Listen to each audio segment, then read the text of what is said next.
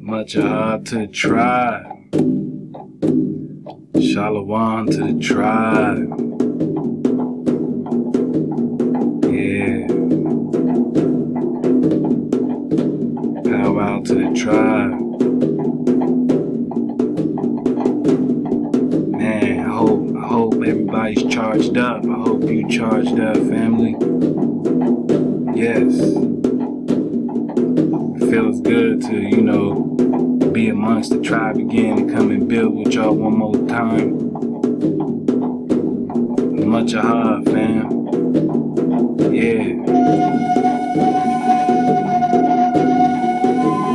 I want to send a tribal congratulations out to the bro Jay Stu and his wife, with their newborn. Much ado, family. Much love. Much love. Yeah. Much ado. I hope everything's going well for y'all, man. It's a beautiful journey. It's a beautiful journey. And it's great to be able to, to congratulate the bro like that.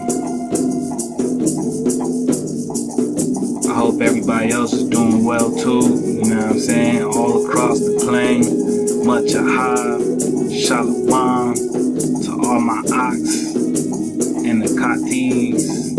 Yeah, special shout out to all the sisters out there. Yeah, all the sisters out there coming in with that knowledge, man. I appreciate all the sisters coming in with that effort, just dropping that drop. You know what I mean? Y'all keep this thing locomotive. You know what I'm saying? So much ado for the pure water. To the katis out there, much ado. Tawada. And to my brethren, my real ones, to the tribe, what's going on, to the fans, to everybody listening, to all the subscribers, much ado, much love. You know what I mean? Special shouts out to Sufa. We gonna get into this drop. Yeah. Just wanted you guys, to be doing alright before we get into the heaviness. You guys know how we do, so we gonna get into it. Just have to check on y'all one time. Shout out to the brethren Paco. Much ado to the brethren Paco. You know what I'm saying? I appreciate everybody, fam. It feels good to be back. Let's go ahead and get into it, man. Just wanted to know before we touch on anything that is going forward, and as we build, the bro Lincoln Aleph, right?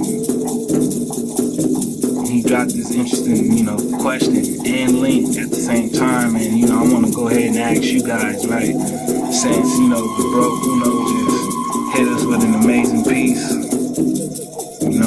If your perspective is on point, you got your vision right, we're about to go ahead and look into some things. With that being said,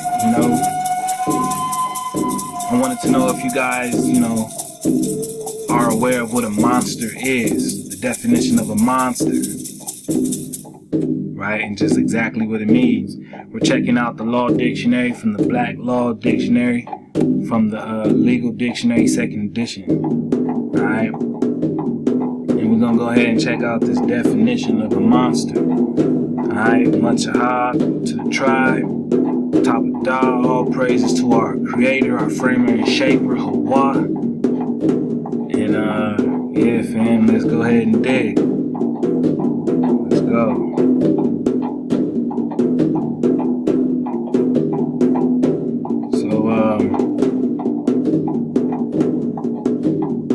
We get monster, right? What is a monster? It says a monster is a prodigious birth, right? A human birth or offspring. A human birth or offspring. A human birth or offspring not having the shape of mankind. which cannot be heir to any land, which cannot be heir to any land, albeit bought or brought forth in marriage. Alright? A monster is a prodigious birth, a human birth or offspring not having the shape of mankind, which cannot be heir to any land, albeit it be brought forth in marriage. Alright? So a monster is a prodigious birth, right? Something that's like horrific, right? Detestable. But nonetheless, it has to be of a what? A human, right? A human birth. Alright? So a human is what gives rise to a monster. A human. Alright, so we're gonna go ahead and dig on this term, fam. And I just want you guys to go ahead and sit back and reflect on this term monster. Now that we know that, you know, in the law dictionary, its definition is a human birth or offspring not having the shape of mankind. So that's any human that's deformed or that didn't come out natural, right? According to its natural coding. As we can see, it says right here, right? Human being monster. So a human being, right? A human being is a monster by definition. Alright? So keep that in mind, fam. We're gonna go ahead and jump into this fair use one time, if y'all don't mind. So let's go.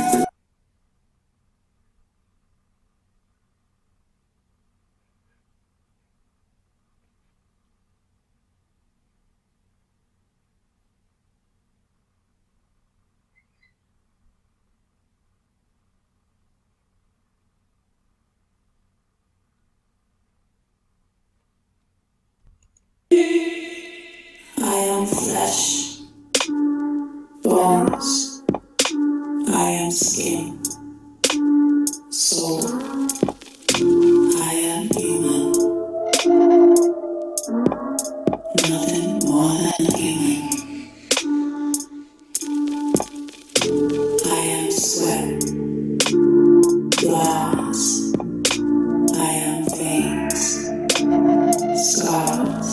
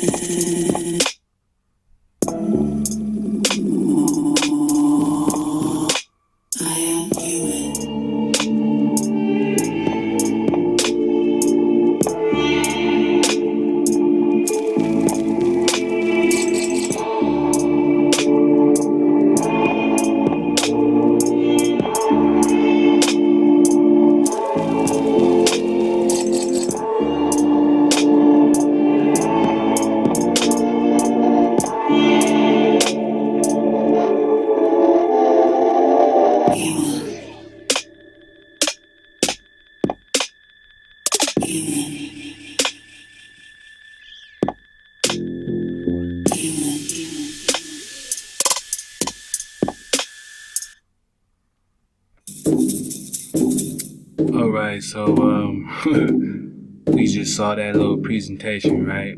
That was a snippet from this music video. And yeah, it was pretty obvious, right? She kept saying that she was a human, right? Now, mind you, when we were digging on human meant monster. Did it not? Right? So, that artist was giving their reflection on what it was to be human, right? Which, in our, you know, depiction right back is monster. Right? Now, we're going with exactly the definition gave us, and then, that was a presentation linked up to, go hand in hand with it. So we can clearly see, right, why it's, why they link up, right, like the connection. Furthermore, we go ahead and check out Hue, right? Now, this is of course, right, the 1828 Webster's Dictionary, right? And most people are used to it being a color, right, or a dye, right? So a lot of people say, oh, we're human because of the color, right, as the color races, right? But that's not the case, right? Because that's not the overall definition, right? There's more of the recent one, matter of fact, right? It's the most recent definition, right? It's the meaning that they give the most value to as of recently, right? But when we go ahead and we dig on the word itself, right? It says that it means a cry, right? Or it signifies a shouting, or a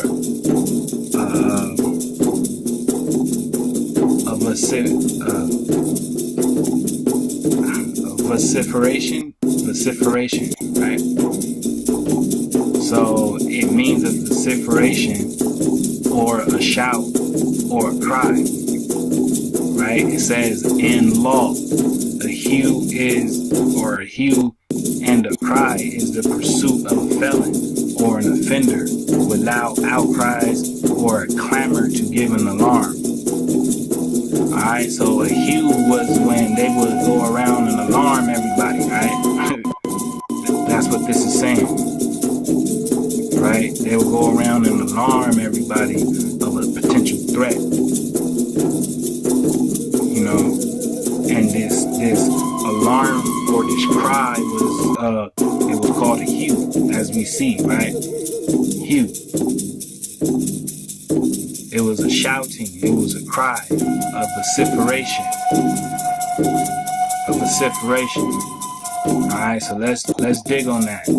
Let's figure out what vociferation means. Let's check that out. Alright, so here we have the etymology, right, for vociferation. Vociferation, a loud calling, right? A clamor or an outcry. A loud calling, right? Or a clamor or an outcry, right? And then it gives us vociferate, right? Vociferate is to cry, to shout, exclaim, and to voice, right? To voice. It also means to speak, right? Vociferate. So, we got to keep in mind that they're talking about something that cries out a lot, right? That clamors. Alright? It also says what? To carry. To carry, right?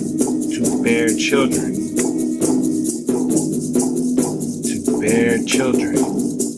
Alright, now keep in mind we're talking about monsters still. Alright? Because monster is a prodigious birth, right? Of a so-called human.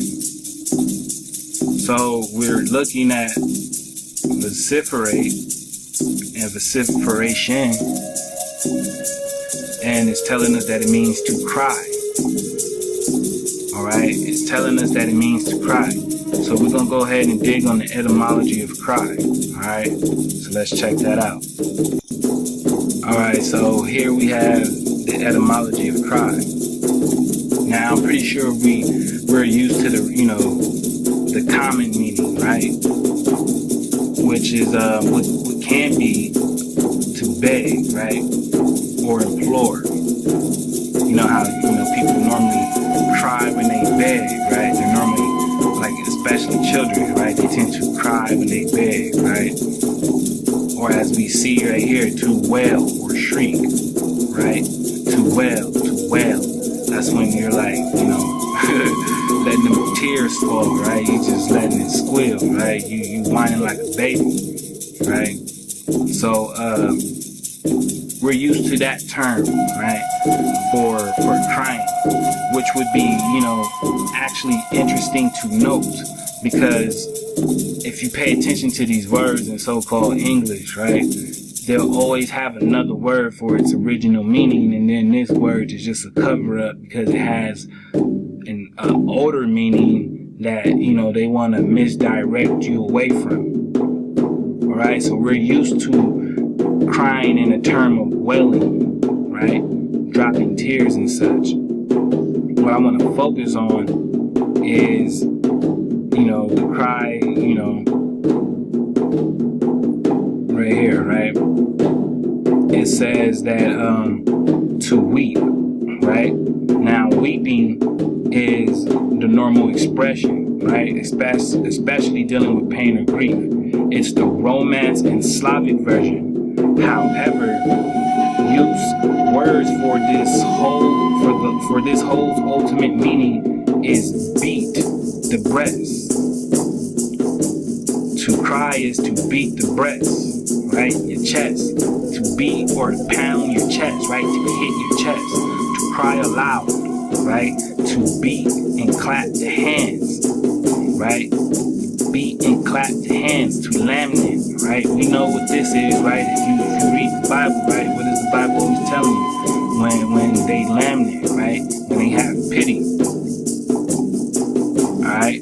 It says to beat and clap the hands. Alright? To beat the breast or chest. Right? To beat, right? It says originally beat, but especially of the breast as a sign of grief. Alright? So, cry actually means to beat, the chest. To go ahead and pound on your chest, right? To cry out and make a noise, right? To scream out, right? Makes sense now? Especially with a war cry, right? A war cry, right? So, something hit me when I said this out loud, right? I got this imagination, this idea, you can say, right? Not really an idea, more of a revelation, right? Because it was revealed to me. And this is what happens when we follow these words, right? We open up these words, and these words contain DNA within themselves, right? And then from the DNA of the word, we're able to link into its full genetic potential. And this is what we're doing, right? So cry led us to beating of the chest or breast, or to beat and clap of the hands as a sign of grief. Alright? And the revelation that I got, I'm about to go ahead and look into. Alright, so let's go ahead and check that out. And, much aloha to the family. Much aloha to everybody tuning in. This is part 5. I hope you're ready. Let's go.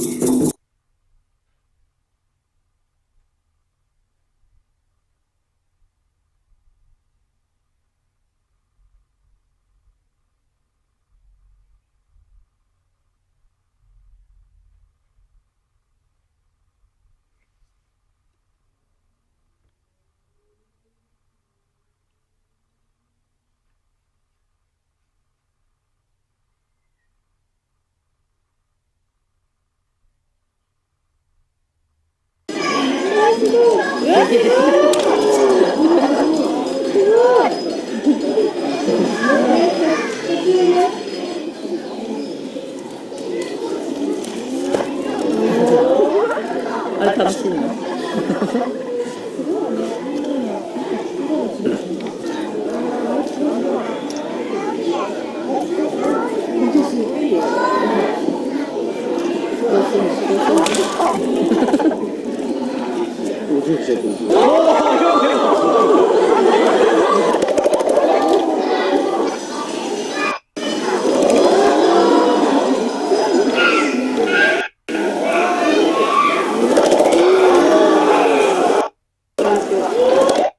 You notice that every time the gorilla beats his chest, they all go ooh and ah, right?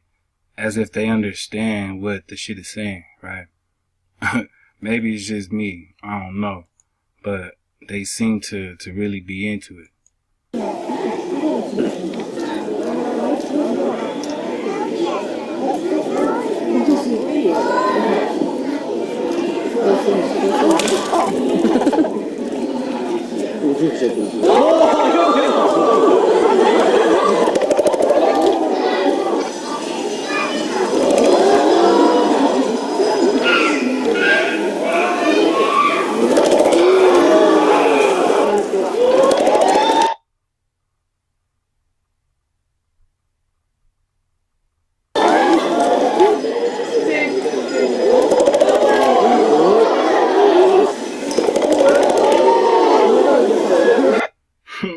It's like they love it, right? Like, whoa, hold on, bring that right back. They got really loud at that one point.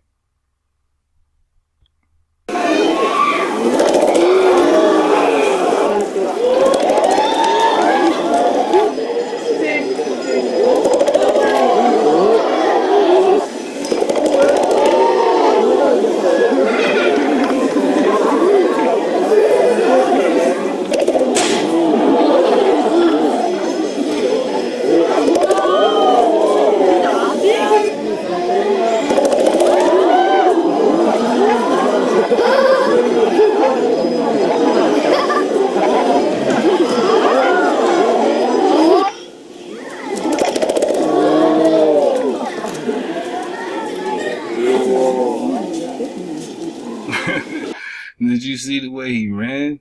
Like, yo, this is the etymology of crying. Alright? This is the etymology of crying. To beat the breast, right? To beat the chest. This is what they're saying it means to cry. And this is what, you know, what was revealed to me in that idea, right? And I don't know, as we deal, you know, with these truths, especially with this genetic difference, hey, you know, having words like cry, meaning beat the breast, don't help them in their case, right?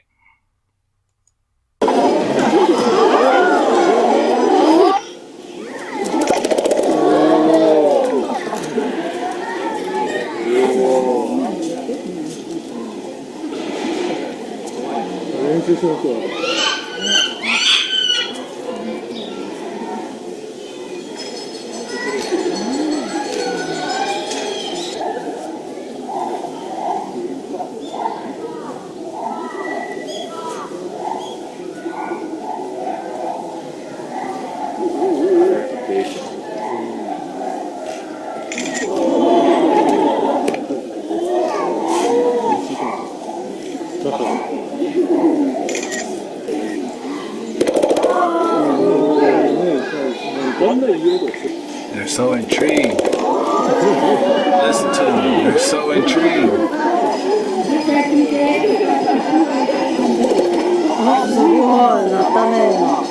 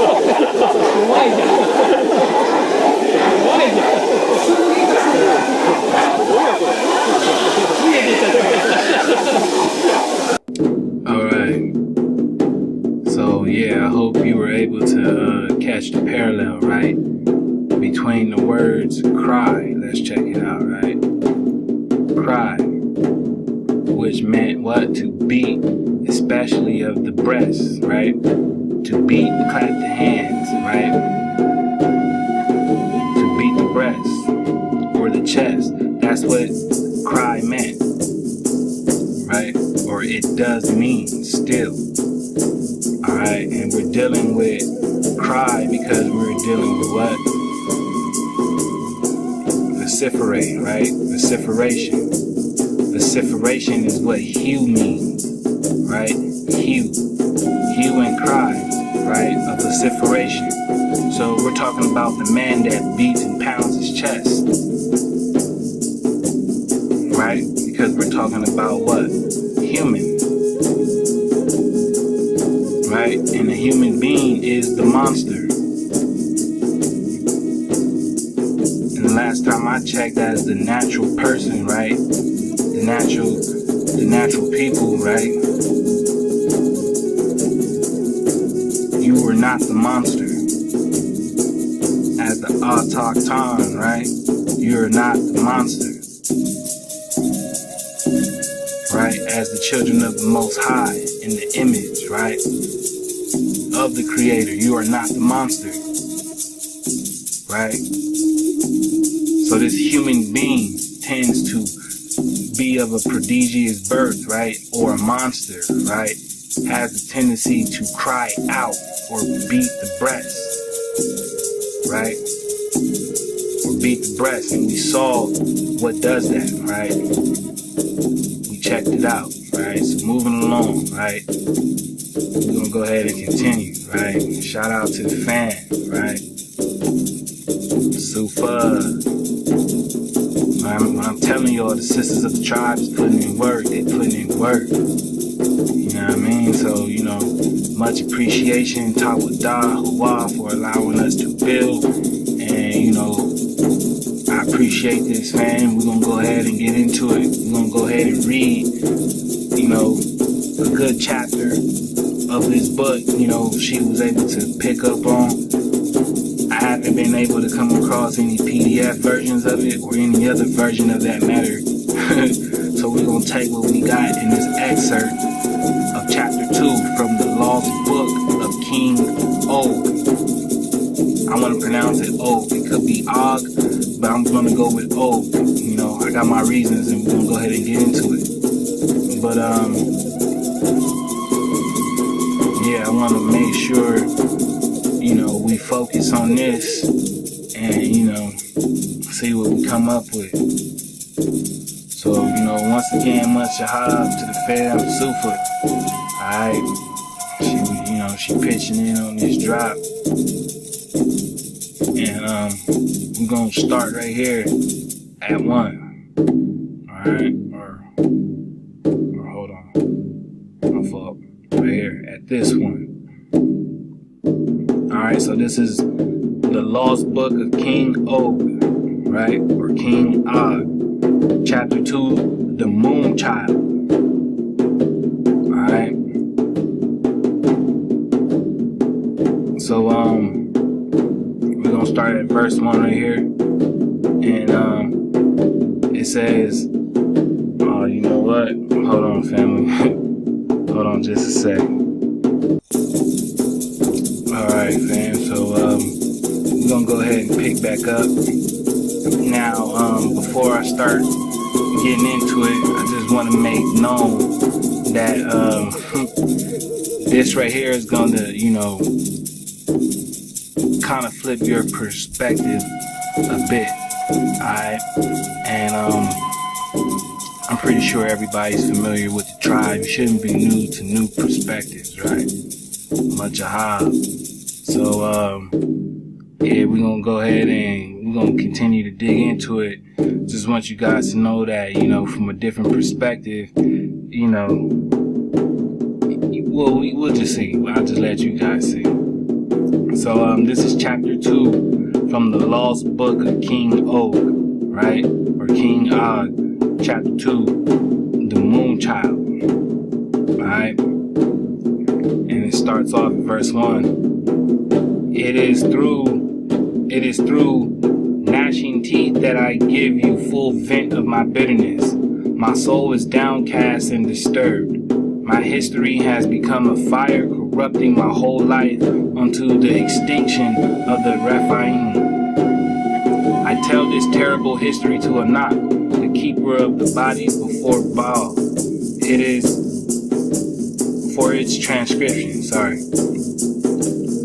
My wrath tends to evil words. Anger, wrath, malice, and obscene talk all fall from my lips as I speak. I still hold the mock-worshipping Nimrod responsible for the death of the Rephaim in the full portion of my wrath. Nimrod, that brutish, circumcised hater of reproof, the one who has planted and watered the gnarled living thicket that is my loathing.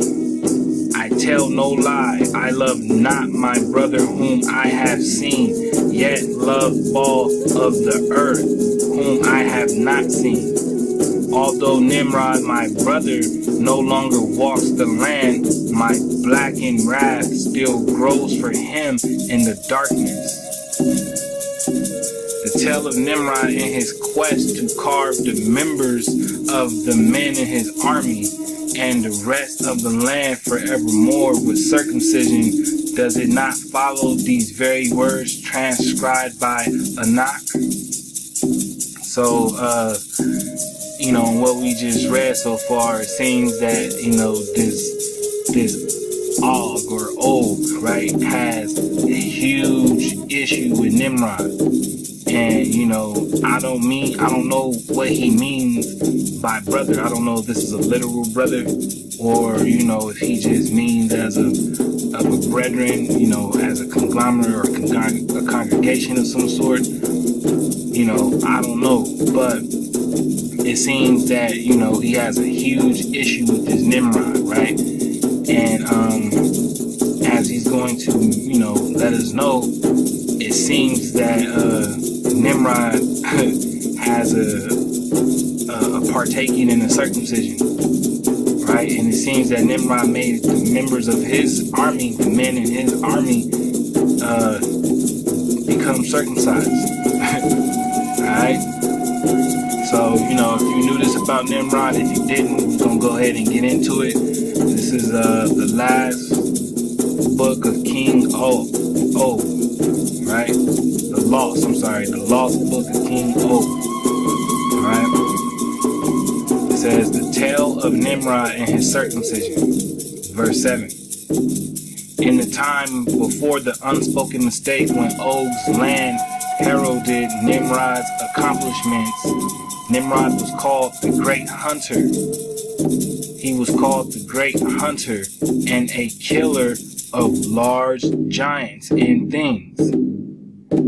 So Nimrod was a great hunter and a killer of large giants.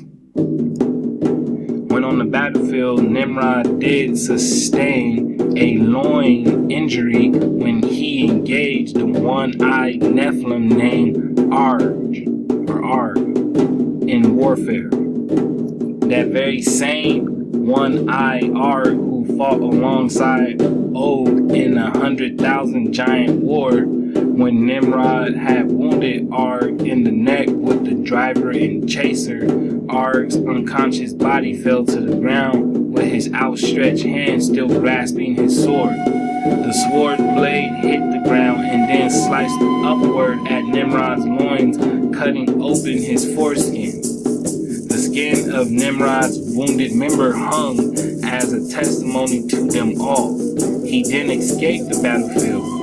Arg's giant army soon heard of the wound and knew to search the loins of the dead Nephilim on the battlefield for the circumcision of Nimrod.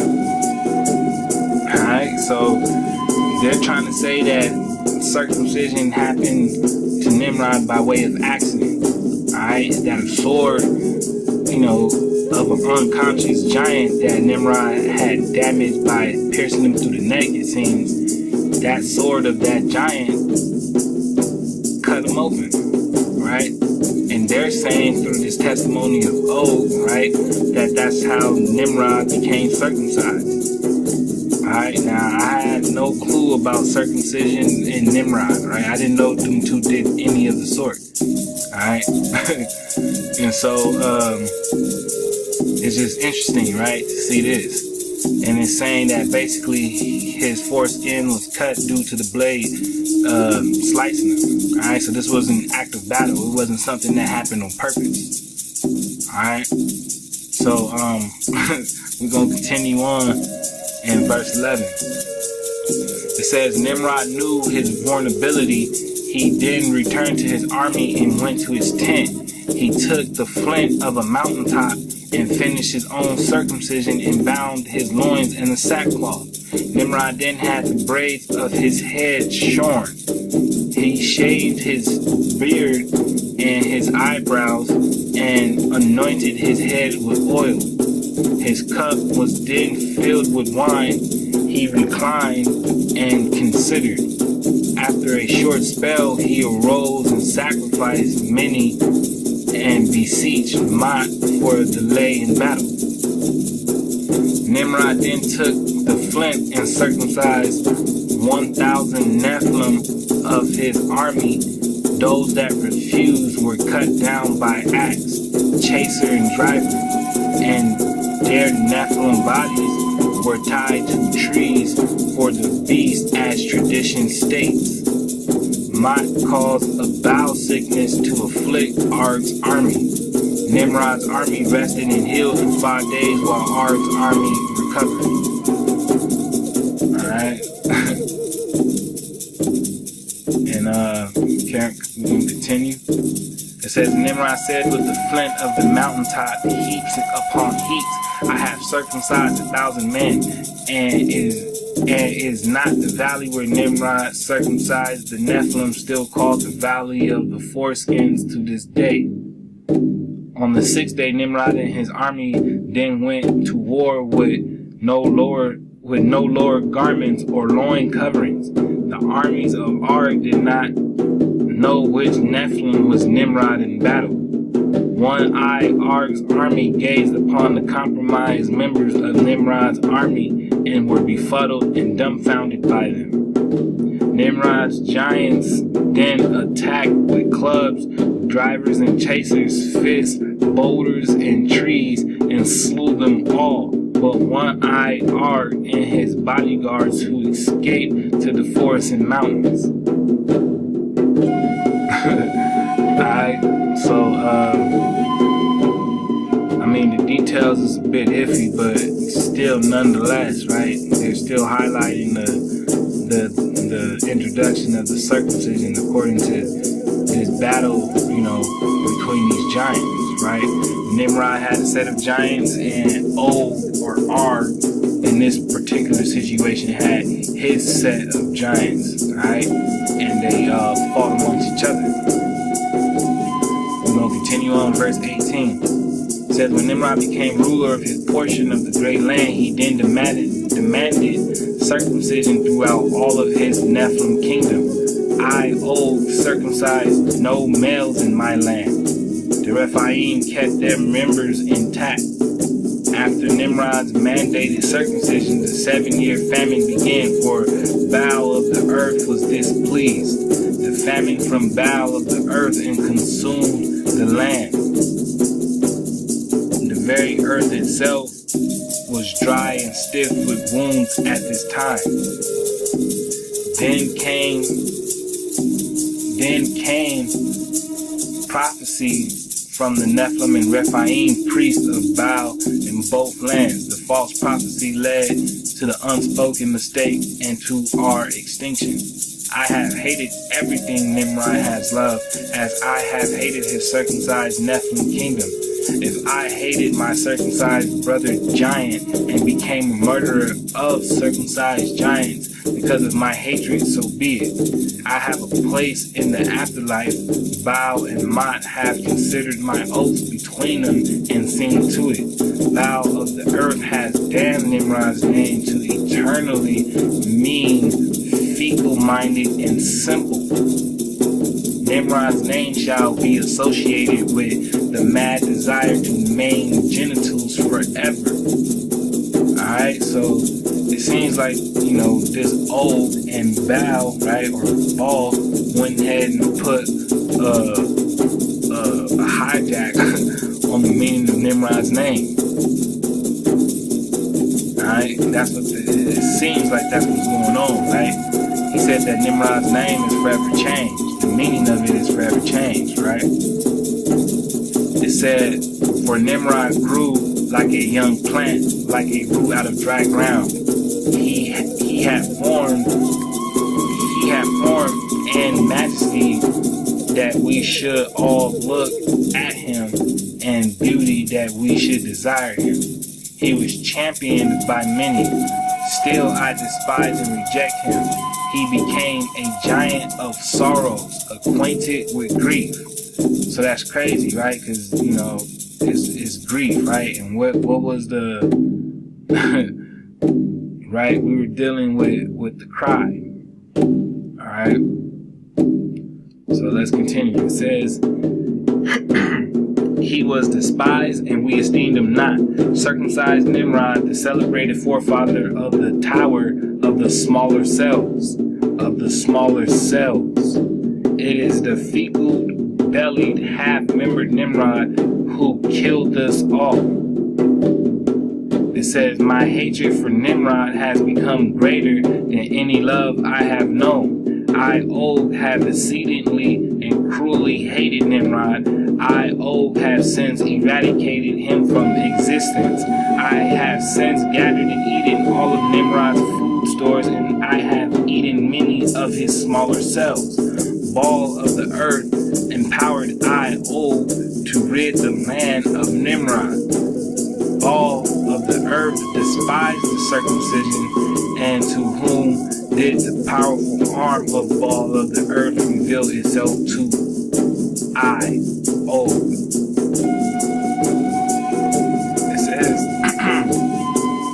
are the tales of how I avenged the earth of that circumcised Nephilim for the loss of the moon child, and are they not told in this very chapter transcribed by Anak?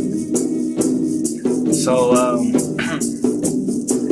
in his reading, right, we see that Nimrod, right, he was the forefather of the tower of the smaller cells, this Og said, right? And it is also Nimrod who killed all the Rephaim. Right? So this Og is upset because he's saying that Nimrod, right, killed all of the Rephaim. Alright, we're gonna go ahead and continue. Hold up.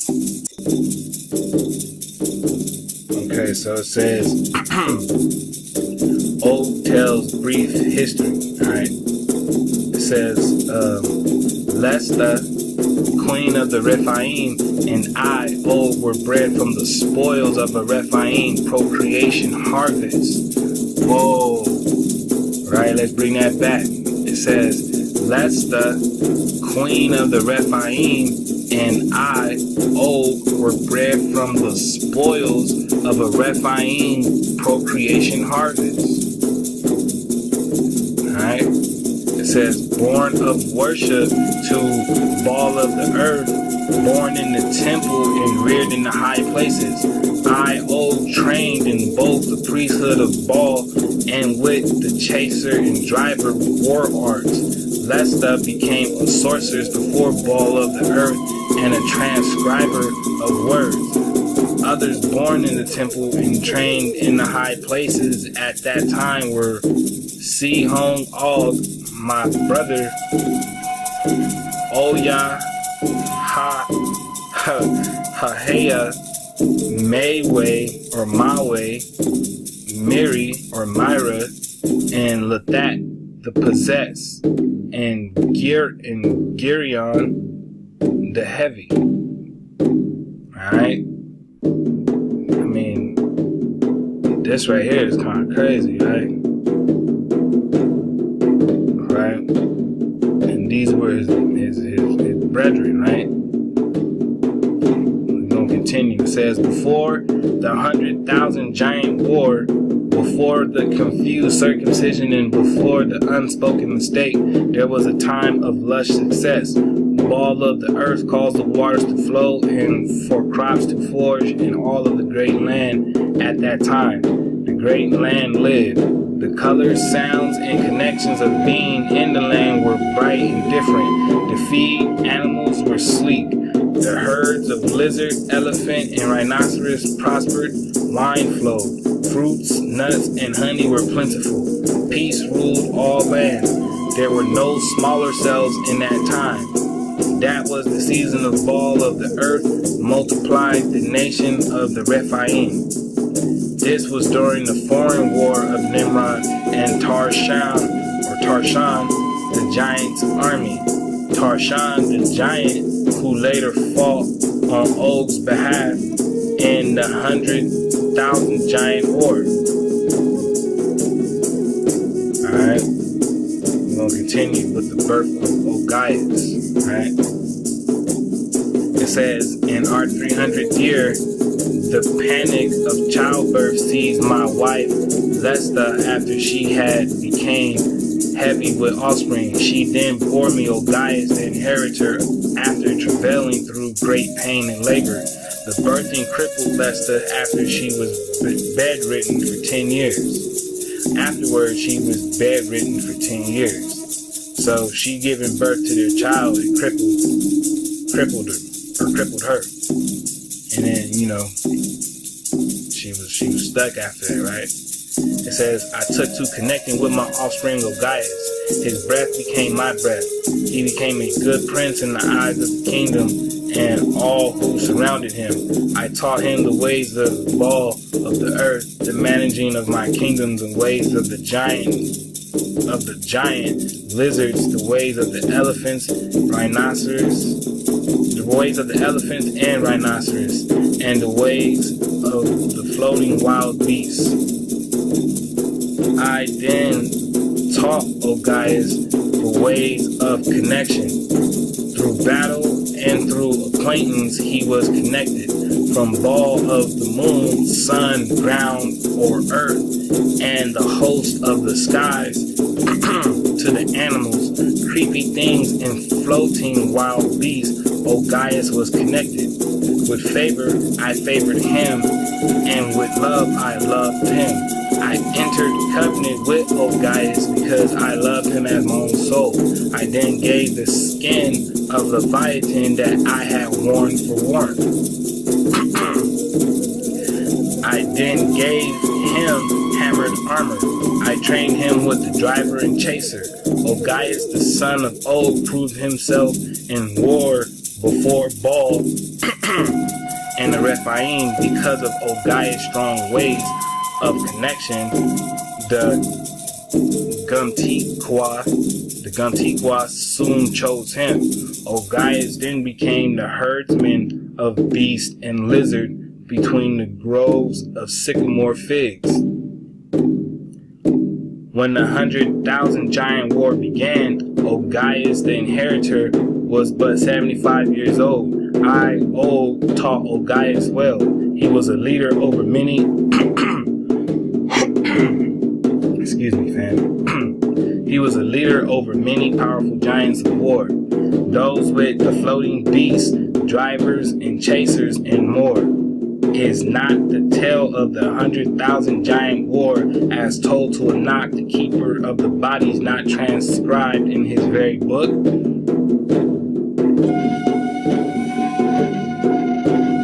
In the 4th year of drought and frost by night, the false Rephaim and Nephilim, priest of Baal of the earth, moon, sun, and all of the hosts, led the giants to the unspoken mistake. Queen Lesta has henceforth known through both kingdoms as the last of the giant females. So this Queen Lesta was the last of the giant females. And I wonder what these floating beasts that he's referring to as, floating beasts, right? because he was obviously wearing the skin of Leviathan, right? Leviathan. So, who is these floating wild beasts that he's talking about, right? And it says that Queen Lesta was henceforth known through both kingdoms as the last of the giant females. So let's continue. It says, we should not have trusted the prophets of Baal, whose forecast and divining became as those who turned the wise backwards and rendered the knowledgeable foolish. I have already spoken of their death judgment. In this season, the smaller cells were found in both lands. Alright, so this is the season where the so-called smaller versions, right, of people came into play, right? According to this ode. It says, in this season, the smaller cells were found in both lands. From that time forth, only the smaller cell females were trained to serve in the temples as priestess and sorceress. The proper use of smaller cells were as slaves, temple servants, and food for the giants. The proper use of smaller cells were as slaves, temple servants, and food for the giants. The smaller cells men indeed became food for the giants, and their male offspring were indeed burnt and sacrificed to Baal of the earth in the hills above the kingdom of Og. Alright? So who are these smaller cells, you would wonder, right? These smaller cells, right? And it says that they only took the female smaller cells and trained them in the temples as priestesses and sorceresses, right? It says Nimrod's kingdom chose to circumcise the males of the smaller cells. He allowed the smaller cells to marry. He didn't sacrifice their offspring as the Rephaim did. Circumcised Nimrod became the champion of the smaller cells and their great circumcised hunter. So, as we sit back and reflect on this, right? You ever known Nimrod to be the champion of the people as a giant? For not burning them? For not sacrificing their offspring? For not eating them? He allowed them to marry? He made them sacrifice themselves, right? Keep in mind, Nimrod built the Babylonian, right? All the Sumerian and the Assyrian, right? He did all of that, right?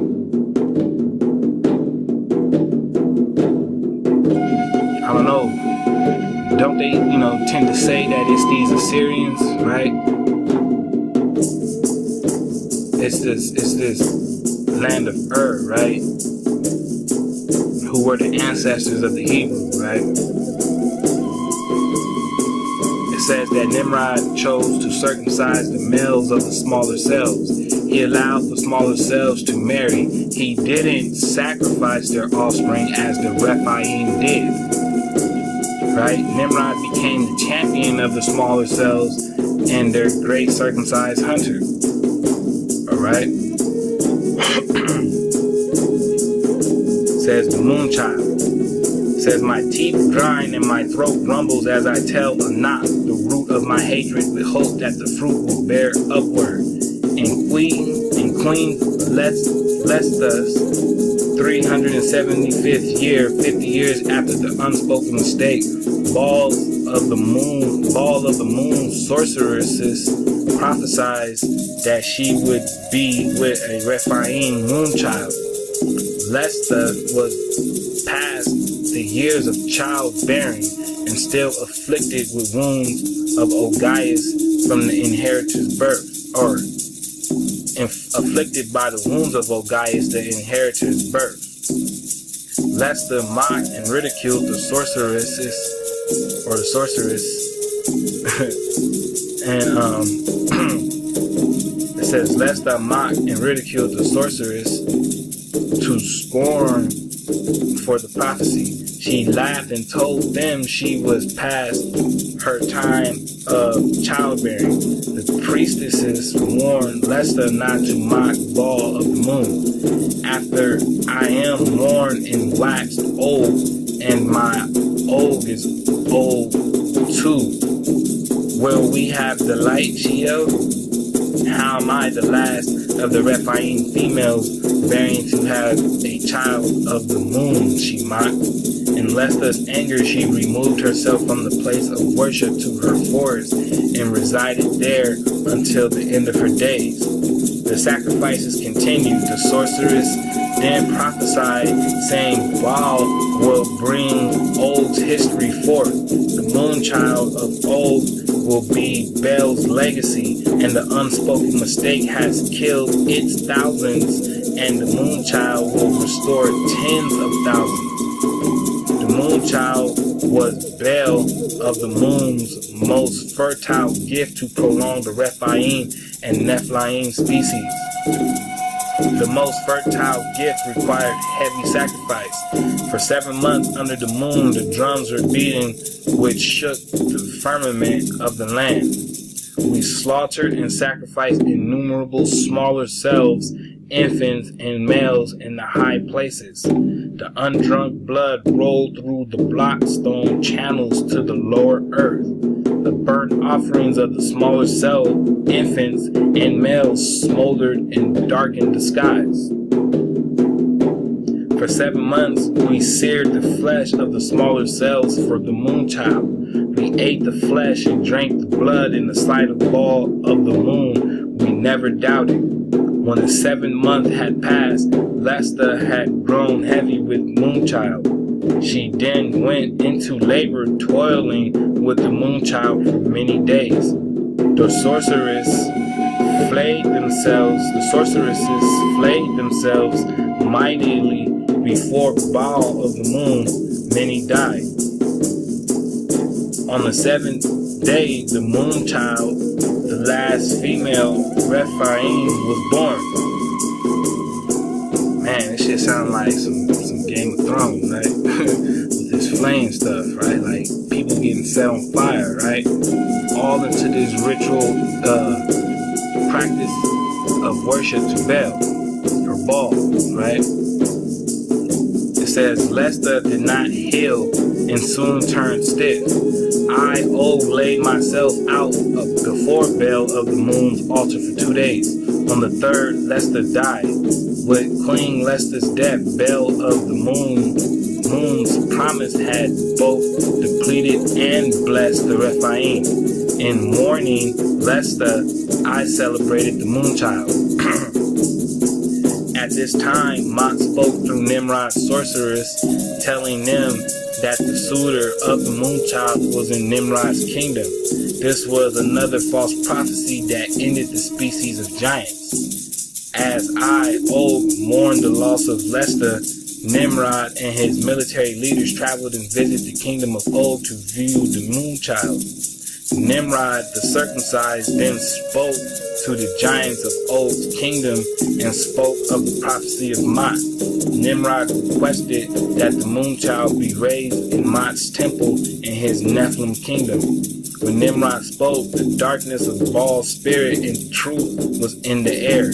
Nimrod told us all the Moonchild's purpose would be to breed in Mot's procreation harvest.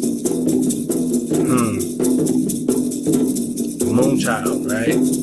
So the Moonchild's purpose would be to breed in Mot's procreation harvest.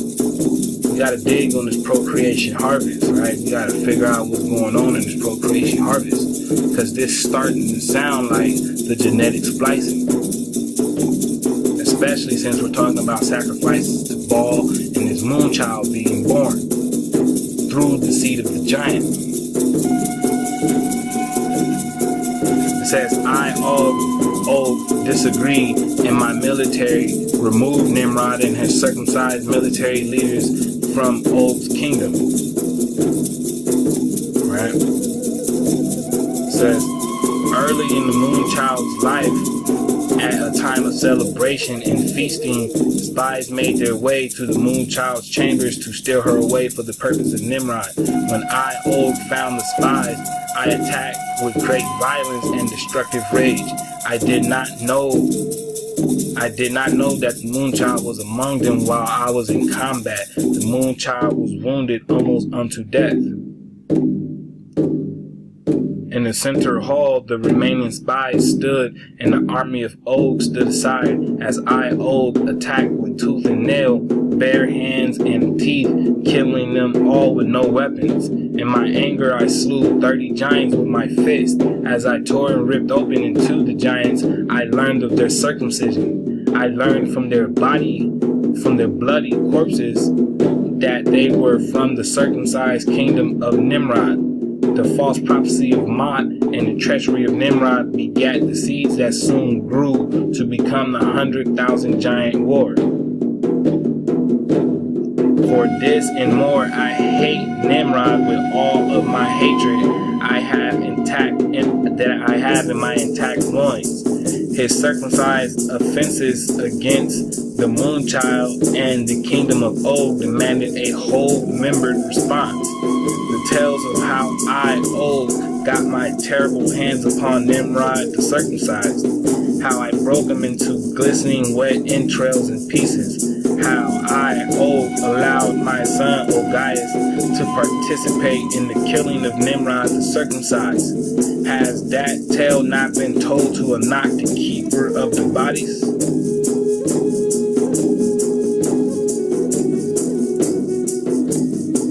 There we have it, right? The lost book of King Og, right? Chapter 2. The lost book of King Og, the moon child. Shout out to the fam Sufa, right? Much high to the Akati Sufa, right? And we're gonna go ahead and keep it pushing, fam. We got some more to dig into. Let's go. Alright, family, so we read about Nimrod and this giant Og, right? Now, Og said he was going to completely eradicate the meaning of Nimrod's name, right? And it will forever be lost to history because Nimrod was a giant killer, right? So, you know, I want to dig on the name Nimrod, see what I can come up with, right? And it tells us, at least from, you know, this source right here, that it's probably of foreign origin, right? Which, you know, they telling us that they don't know. Etymology and meaning is wholly unknown, alright? They don't know, right? They can't tell us. They can say, they say so-called dubious, right? Which is dumb or moronish, right? Being of a moron, right? And then they have rebel, right? So they can tell us that it means a dubious rebel, but that's about it, right? They don't give no other breakdown. It says that supposedly it's unknown. Alright, so that made me wonder, and I was like, okay, you gotta be able to get more from it, right? It has to be more than just some son of Kush, right? I mean, they so-called copy him and everything, right? Or is that just the hijack that they give to us? Because do we really know what we know about Nimrod? You know, did you know that Nimrod was a giant killer? You know, we're gonna go ahead and get into that. So I broke it down, right? And I checked out the word Nim, right? Nim has a meaning. It says Nim is a game in which two players alternately take one or more objects from one of a number of heaps, each trying to take or to compel the other side to take the last remaining object. Alright, so it's a game of take, to take. Alright, Nim means to take, right? And that's Nim. So we're gonna go ahead and check the next part, right? Next we have rod, right? A thin, straight bar, especially of wood or metal, a fishing rod, right? A stick or pole or baton or staff, right? And we have many other meanings, right? Now, considering that they were talking about circumcised the whole time, right? Disfigured, membered, and whatnot, the whole way through, right?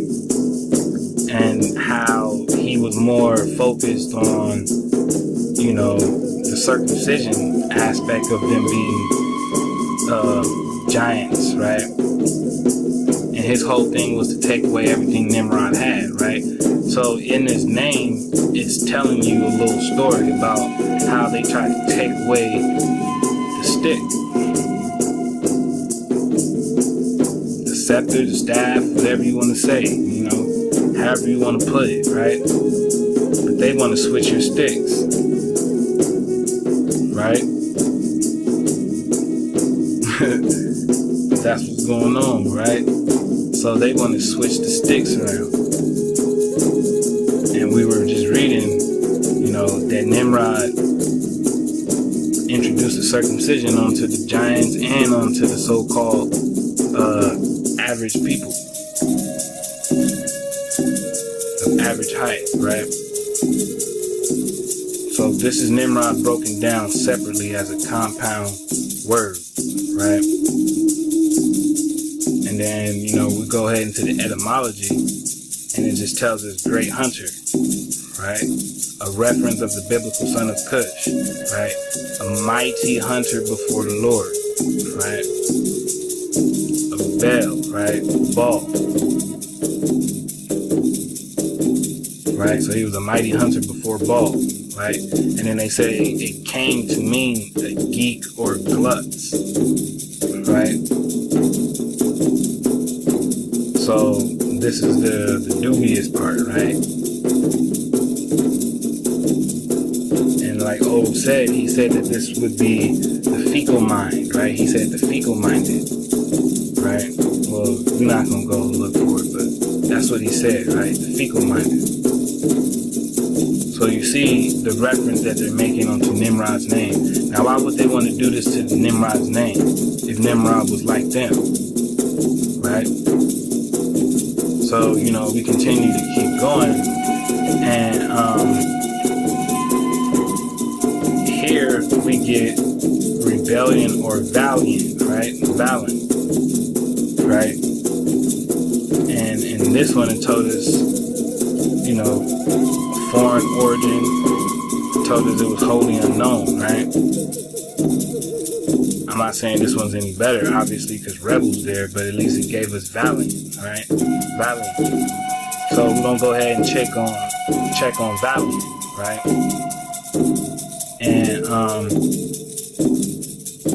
we're digging on Valiant, and it means to be brave, courageous, right? To be strong, to be worthy, right? To have power, to be well, to be able to be in health, a strong, right? Valiant person, all right? Strength, to face danger, all right? And this old over here was saying that, you know, Nimrod was a champion to his folks, right? To his people. It says that Nimrod, you know, let's see where it says exactly. Right here, right? Nimrod became the champion, right? So here we see he was courageous, right? He was brave. And what else do we got, right? Let's see what we can dig, right? Brave, exhibiting courage or courageous endurance, right? Splendid, valiant, right? Brave, bold, originally wild, savage, right? originally wild and savage, brave, right? Cutthroat, villain, right? Crooked and depraved, right? A less likely etymology being barbarous, all right? Brave. Why would brave be considered barbarous, right? Because you're going against the hijack. You're not afraid of the hijack, right? You're cutthroat with the hijack, right? Something like this feed on this channel, we real cutthroat with the hijack, right? Because we understand, we overstand, we understand that there are no hijacks allowed, right? That's the brave in the adjective form. Brave in the noun form is what? A North American Indian warrior. What? A North American Indian warrior. Brave. Right? Valiant. Right? So we just gonna go ahead and, work with what we got. But it did lead us to North American Indian warrior. Brave. Right? Nimrod. Now they told us that it had no meaning, right? Or it was unknown, at least. So, nowhere can I find anything, to really make up his name, right? But, I thought that this was funny right here. It says, the book of Jubilees, right, mentions the name of Nebrod, right? Nebrod, the Greek form of Nimrod, only as being the father of Azurad, the wife of Eber, and the mother of Peleg. This account would thus make him an ancestor of Abraham and hence of all Hebrews. Right, according to the book of Jubilees. And we're talking about circumcision, right? You see where we at? And he was a mighty hunter before Baal, right? A mighty hunter, right? A mighty hunter. So let's break that down exactly, right?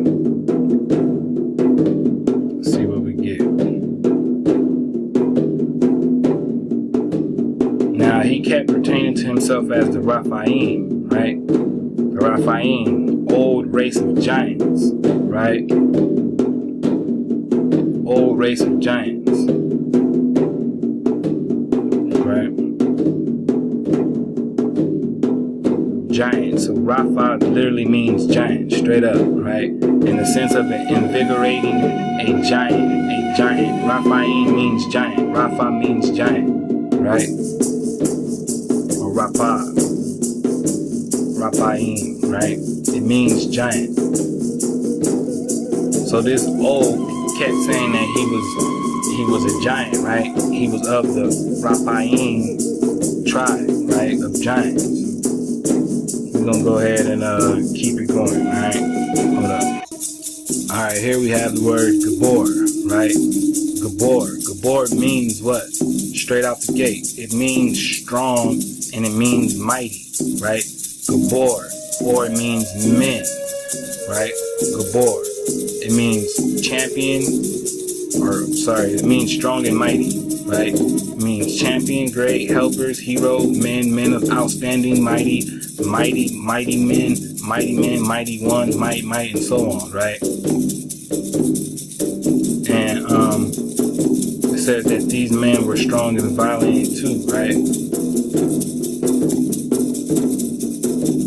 It says they were the champions, the chiefs, the excelled, giant, right?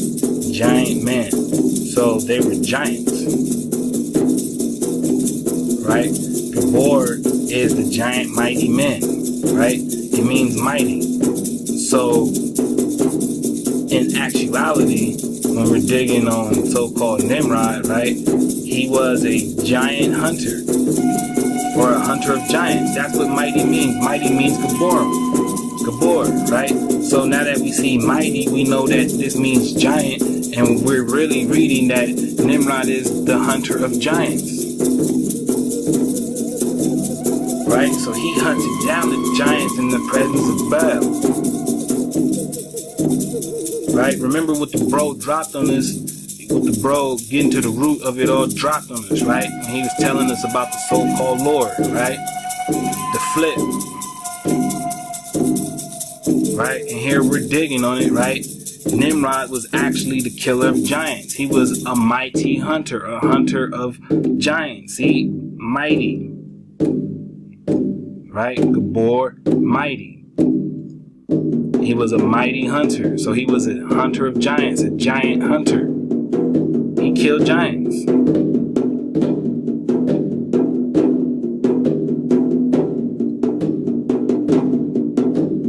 That's why they don't want his name nowhere in the text to be deciphered as such.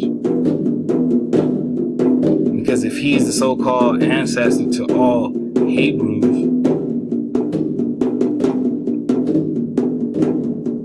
you know what I'm saying? Just something to think about, right, fam?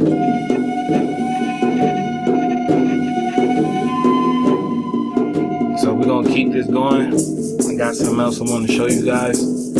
So let's get into it. Alright, so we kept reading about the moon child, right? In this lost book of King Og, right? We're reading about the moon child, and the moon child being the descendant of the giants, right? So I found this article dealing with the children of the moon, right? Let's check it out. It says, children of the moon, alabaster-skinned people born on a sun-scorched group of islands off Panama's Caribbean coast are venerated as children of the moon. Albinos make up 5 and 10% of the roughly 80,000 indigenous Gunas who live on the mainland of the Guna-Yala region and its islands. With their sensitive skin and eyes, young Guna albinos must be shuttled to and from school, avoiding the baking heat, while they must watch their friends play in the streets. Alright? So-called moon child right here. Now check that out, right? Moon child. Right? So-called albino. Right? Moon child. So see, a Rephaim moon child. Alright? Moon child, that's what we're digging on.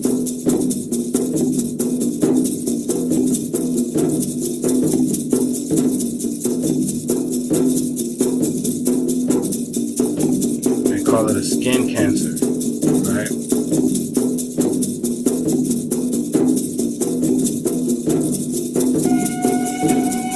Moon children.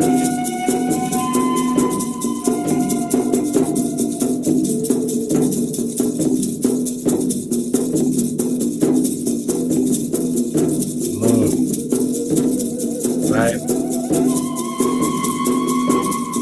Asa'ad, right?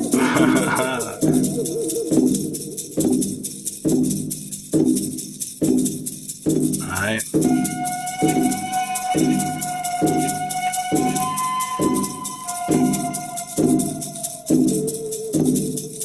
Talking about moon children, right?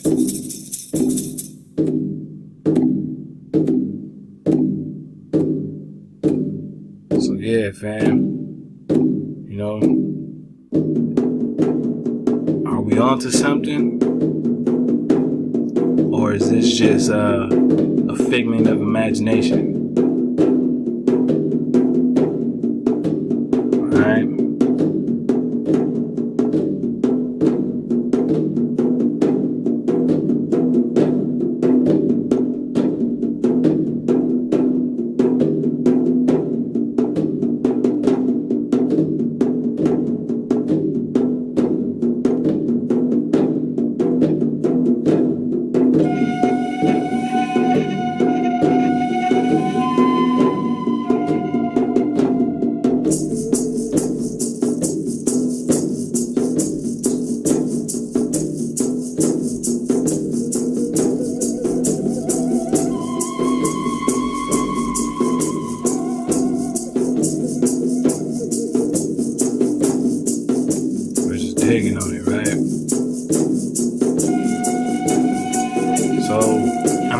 seems like this moon child thing holds some weight. Right? We're gonna see what else we can dig on.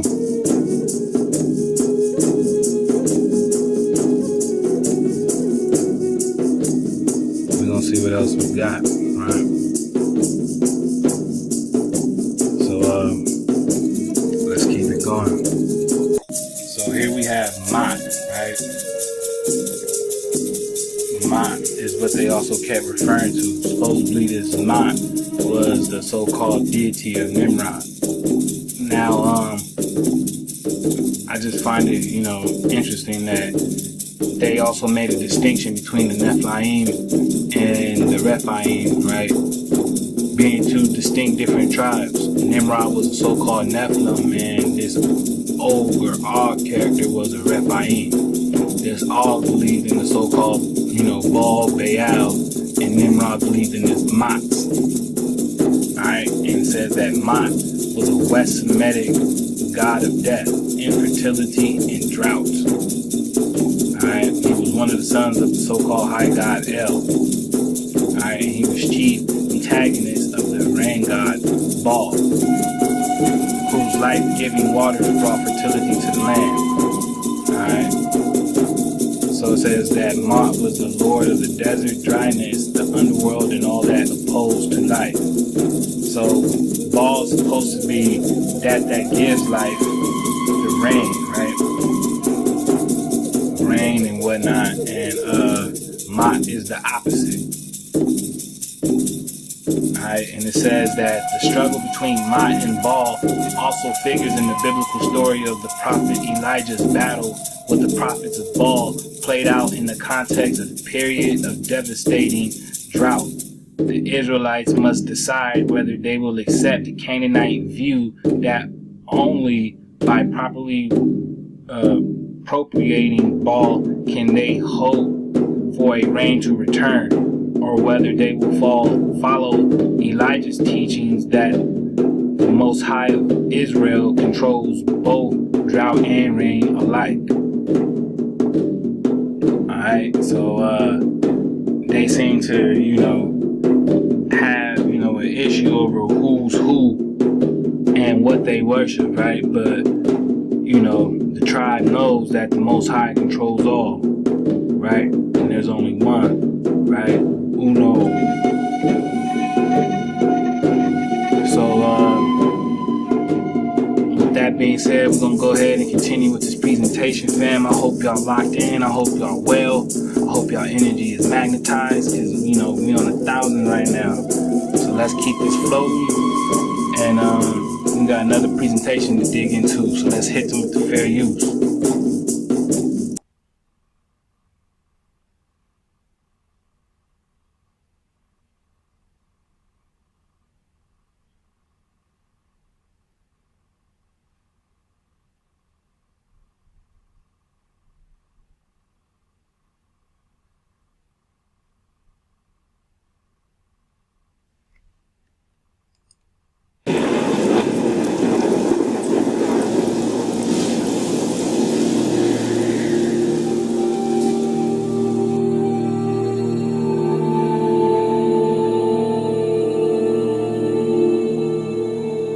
The Gentil were a race of giants in the Basque mythology. This word, meaning Gentile, from Latin gentilis, was used to refer to pre-Christian civilizations, and in particular to the builders of megalithic monuments, to which the other Basque mythical legend the Mare Iruak are involved too. A Gentil stands more than 12 feet tall and weighs about 1,800 pounds. The Gentil were believed to have lived alongside the Basque people. They were hairy and so tall that they could walk in the sea and through rocks from one mountain to another. This stone throwing has led to several tales and explanations for ancient stone buildings and large isolated rocks. Even the Basque ball game, Pilota, is ascribed to these stone throwers. The tradition lives on in the Basque power games of stone lifting and throwing. Some attributed to the Gentil the defeat of Roland in the Battle of Roncesvalles, where the Basques defeated the Frankish army by throwing rocks on them. The giants were believed to have created the Neolithic monuments, such as dolmens, found around the Basque country. They also defeated the Frankish army by throwing rocks on them. The giants were believed to have created the Neolithic monuments, such as dolmens, found around the Basque country. They also were said to have invented metallurgy and the saw and first grew wheat, teaching humans to farm. However, they were unwilling to move to the valleys from the mountains, where the first grew wheat, teaching humans to farm. However, said to have invented metallurgy and the saw and first grew wheat, teaching humans to farm. However, they were unwilling to move to the valleys from the mountains, with a certain unwillingness to progress. They disappeared into the earth under a dolmen in the Arisaran Valley in Navarra when a portentous luminous cloud, perhaps a star, appeared, said to have heralded the birth of Christ, Kixme, and the end of the Gentil Age. Other stories say Gentil threw themselves from a mountain. Only old Sarah remained, a giant who appears at Christmas and is reproduced as straw dolls. There are many structures and places around the Basque country with Gentil in their name, generally referring to pagan or ancient places, supposedly built by the Gentil. Dolmens or gentillery.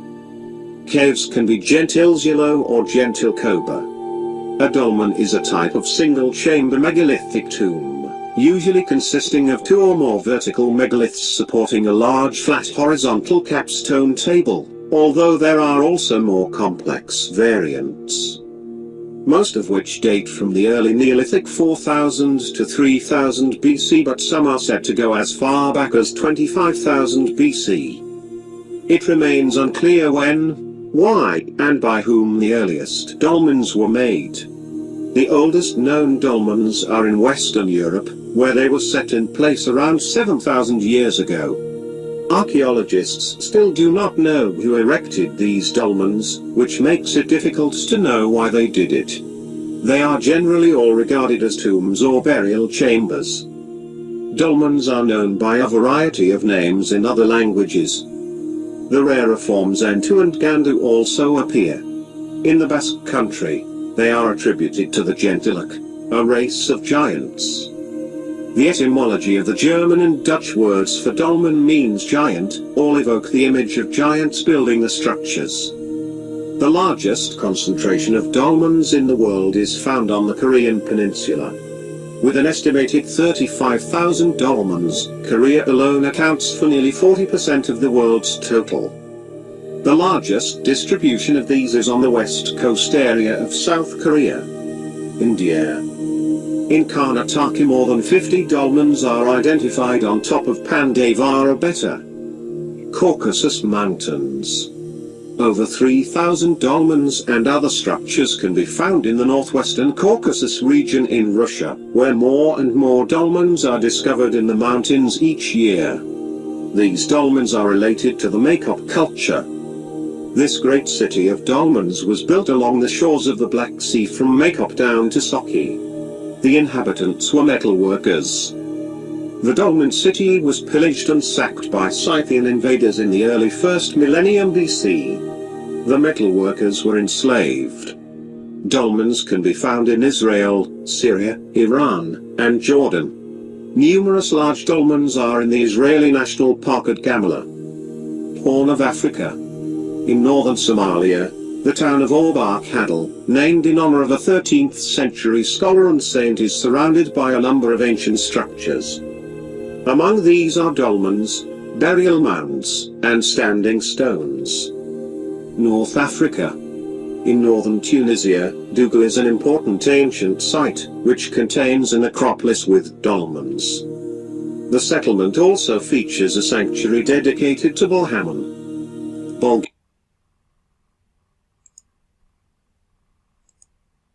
Africa. In northern Tunisia, Dougal is an important ancient site, which contains a necropolis with dolmens. The settlement also features a sanctuary dedicated to Bulhaman. Bulgaria. The settlement also features a sanctuary dedicated to Bulhaman. Bulgaria. There are interesting dolmens in the regions related to the Sakar and Rhodope-and-Strandzha mountains in Bulgaria. There is also a dolmen in Albania. It is locally known as Stone in the Sky or Table of the God. Channel Islands. Many examples appear on the Channel Islands of Jersey and Guernsey. The term Hauge derives from the Old Norse word hag, meaning a mound or barrow. The most famous of these sites is Lahore-Ugby, a 6,000-year-old Neolithic site that sits inside a large mound. Later a chapel was built on the top of the mound. France. Important megalithic zones are situated in Vendée and in the south of France. Amongst the vast Neolithic collections of the Carnac stones in Brittany, several dozen dolmens are found. Across the country, several dolmens still stand, such as the ones of Parsbon and des Gorses near St. Benoit du Sault. Ireland. The largest dolmen in Europe is the Branch Hill Dolmen in County Carlow, Ireland. Its capstone weighs about 150 tons. Italy. Dolmens can be found in Apulia, Sardinia and in Sicily. In this latter region there are small dolmens located in the surrounding area. Portugal. Dolmens can be found across Portugal, ranging from simple ones to more complex examples of megalithic architecture. Spain. In Spain dolmens can be found in Galicia, such as Exitos, Basque Country and United Kingdom. Lanyon Court is a dolmen in Cornwall. There are tens of thousands of these dolmens known locally as tomb portals, the majority of which seem to be in an area of constant conflict. I do wonder what or whom they are looking for. Alright now, so there it is, right? You have it. If you didn't know, now you know right now, right? Yeah, much ahab to the Akati Sufa. Make sure y'all show some ahab to Sufa, man. You know what I'm saying? Gentile, right? The word Gentile comes from the word gentle, gentil, the gentilect, right? They were a race of giants in the Basque mythology, right? The Gentile. This is where it comes from the Latin gentilis, right? I mean, and we gotta check out on how they look, right? This is how the Gentile look.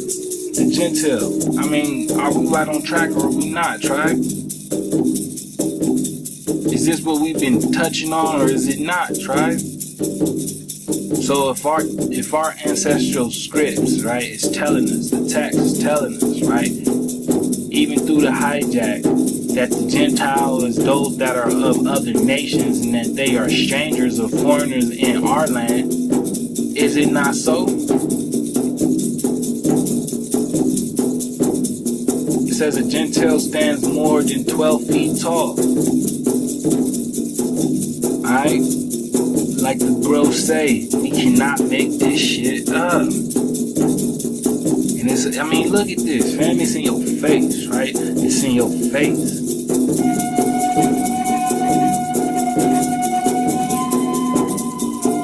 Gentile, right? Now I've been over here, digging on it, and bam. All praises to our Creator, right? All praises to the Most High. Gentilis, right? It says it means the word Gentile, Gentile or the Gentile. Alright? With that being said, right? You do the etymology on man, right? And it's human being. Right? Human being. And we've been digging on that since the jump, right? Because the human being is what? The monster. Right? The human being is the monster. So man is letting you know that it's a human being and we just figured out what the human being was, right?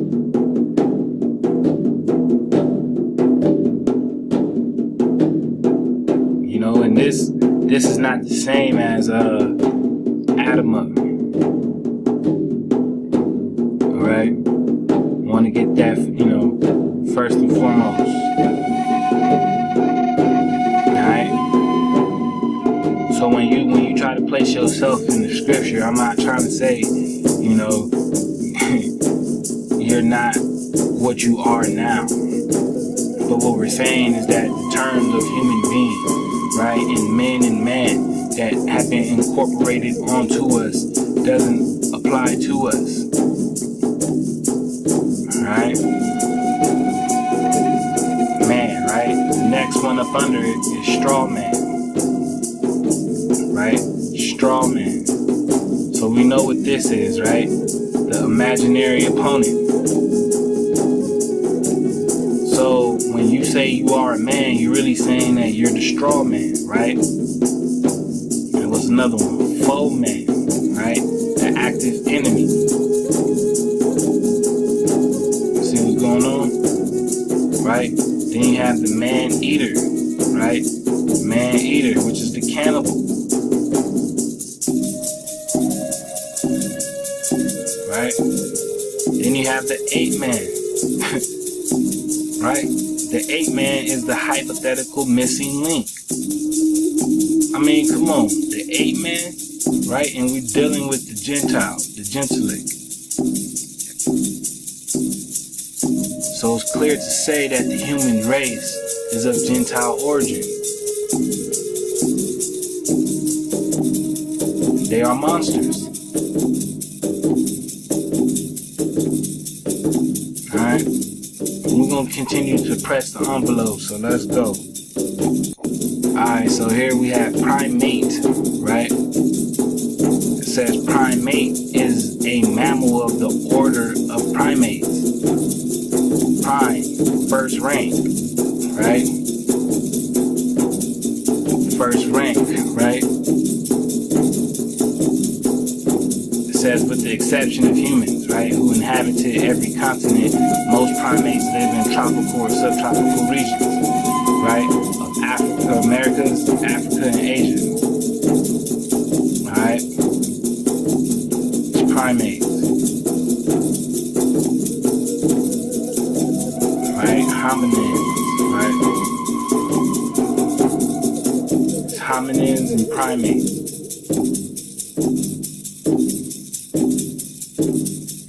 Alright?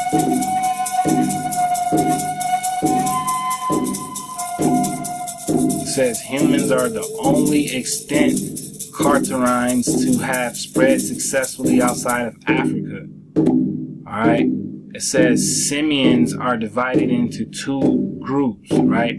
Cartharine, right? Narrow nose, and apes. Right? It says humans are the only extant cartharines. Alright? And if you've been paying attention to that Canaanite series, you know what's going on. You know what time it is right here when you see this, right? So we know that the primates is dealing with the great apes, right? The humanized monkey. This is the humanized monkey, right? And we know that the human is what? The monster. Right? The human is the monster. So let's go. We're going to go ahead and continue. Now this is a primate as well, right? Notice how this primate is a bishop. It says it's a title with rank still, right? That's what the first one said, right? First rank, see? So this one is a bishop, right? It says bestowed on some archbishops in certain Christian churches. Bang. Right? So if you don't already see the connection between the monkey business and, the Christian religion, I don't know. Maybe this video right here is not for you. Alright? But we can see that the primate is an archbishop. A bishop. Alright? That's a bishop of the church. And the primate is the great ape. Right?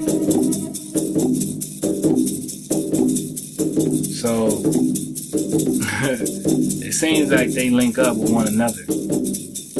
Alright? And as we saw, the Gentile looked like one of the great apes. It looked like Sasquatch. Right? It looks like Bigfoot. Alright? Watch. Let's bring it back up. See? The Gentile, right? It's the race of giants, right? It looked like Sasquatch. It looked like Bigfoot. Alright? Bigfoot. We just got to touching this, right? Let's get back to it. So now we see that these primates kind of looks like the Gentile, right? The Gentilic, right? And that we see the primates are bishops, which are those that are a title of authority inside the Christian church, right? They're linked up. Don't let this shit fool you. Alright? Moving along, we were hearing about these things called dolmens, right? And said that a dolmen is a single chamber megalithic tomb. Alright? This is what these Gentiles use, right? This is what they built. Alright, this was their home. Alright.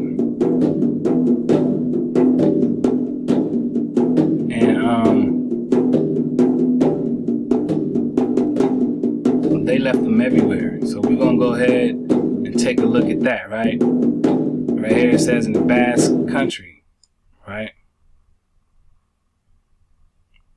I don't know why that stopped. But in the Basque Country, they are attributed to the Gentilic race of giants. Alright? And we saw that Gentilic race, right? Alright? And it says that it means giant. Alright? So, I got some examples we want to dig into. I want y'all to dig into personally. We're going to go ahead and give them a look. Alright? So let's check them out. Alright, so picking up from where we left off, right? We're dealing with the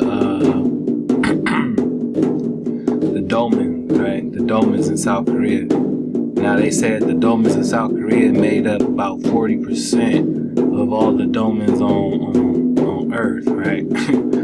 It's about 40%. That's a good chunk of the amount, right? So it's almost about half, and that's in South Korea. Alright, now we're gonna dig on it because we know who's in South Korea and we know what's over there. And if you've been following along or following up with the Canaanite series, you pretty much know about you know the perspective, where we at right now. If you don't, I suggest you go back and catch that. You know what I'm saying? You kind of heading into it just, head first if you're watching this before those. So I suggest, you just hit pause right now and go catch up and then come back. But, moving along, right? We're dealing with South Korea. So we're going to check out, in the images, just the certain ones that they have in South Korea. And then, we're going to also see what the links say as well. But, let's go ahead and, dig on it, alright? So, like the video said, these things weigh like, tons, right? Tons. A lot. They weigh a lot, right? According to them. You know what I'm saying? I'm not gonna hype it up or gas it up. I don't really care about none of this. You know what I'm saying? But I'm presenting it, as I came across. Alright? And, full notice, they're very distinctive, right? They all pretty much have a similar pattern and all around general makeup. Right? And so, from what we can tell, right? Let's see if we can get a little zoom in action real quick. Alright.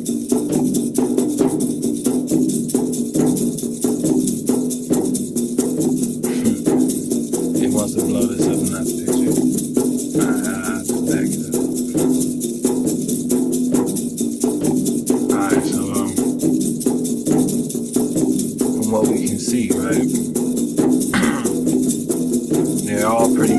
similar, but they always have the heaviest one up top. Alright? So, I mean, you can imagine how they was just, huddled up. That's all I'm gonna say. Alright? Huddled up. And, we can see just the massive stonework. Alright? Again, this is South Korea, and this is the dolmens, right? The dolmens. And, the dolmens were a so-called megalithic tomb, right? And other things, of course. They want to refer to it as a tomb. This obviously doesn't necessarily look like a tomb, but whatever.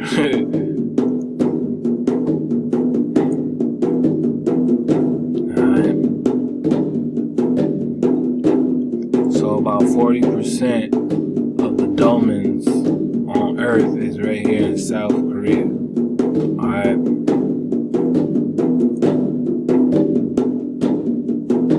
And again, we saw with those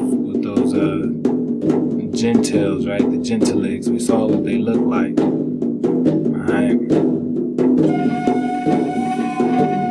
So let's just keep all of this in mind, as we go ahead and dig. Alright.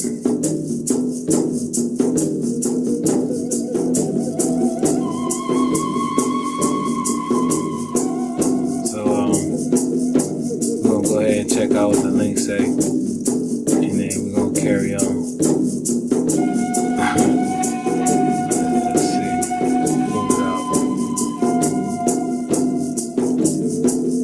Alright, so this is the name of the site, right? And it's in the Korean Peninsula, right? And yeah, I mean, pretty much what's been already covered is already stated. Alright, so we just giving it a quick glance, a quick look, and we see it for what it is. Alright, so we're gonna go ahead and carry on, get on to the next one. Let's go. Here we have the dolmens of the North Caucasus, right? Now, when we dig on these, they look, they look a little bit different themselves, right? And they have a certain look, and it just seems to be wherever this so-called Sasquatch, right? This so-called Gentile, wherever he went, this is what he left behind. So this is obviously a crucial setup in their so-called civilization, or their practice, right? This is their architecture, and the structures that they have were obviously a mystery and a puzzle to modern scientists, or at least that's what they want to say. But considering the facts that we're accumulating, it's easy to pinpoint how this was able to happen. And knowing that these things were engineered, it's not necessarily a mystery. Alright, especially since we're knowing what the definition of, human is, right? Or what monster is. Either way. Alright. So they said, the Caucasus region had a lot of these setups as well, right? Different unique ones, and just certain ones all over the place. Right? And it's just crazy, right? It's just something interesting. So we're gonna go ahead and see some examples on those, and then we're gonna go ahead and continue to move along.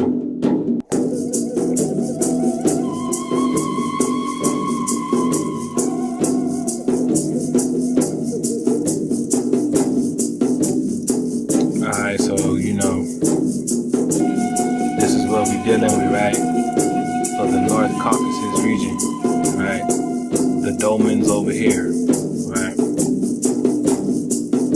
And again, they said that this is where the so-called Gentiles, right? The Gentilics, the Gentiles, right? This is where they was at, right? This is their monument, their so-called tombs, their so-called structures, homes, whatever. I seen some of these turned into houses, right? In the video we were looking at, it showed a house in Portugal that was basically painted over as one of these, right? One of these dolmens. Alright, so some of these folks, you know, still live in spots like these, or they still hold on to them, you know, with importance. Alright, so that's what we're digging on right now. And, yeah.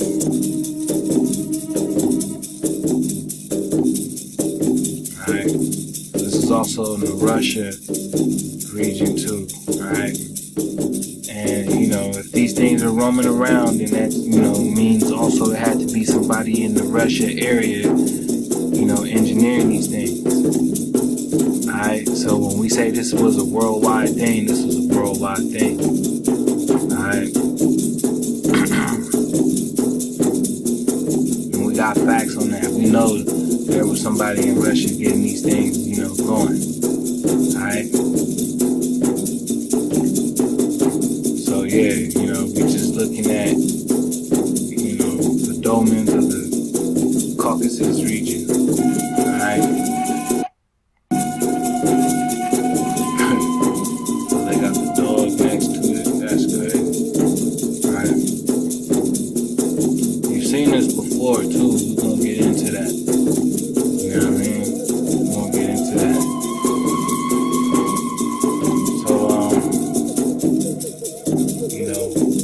Go ahead and continue if you like. We're gonna go ahead and move into the next region so we can carry on. Alright, fam? Let's get to it. Alright, here we have the dolmens in Italy.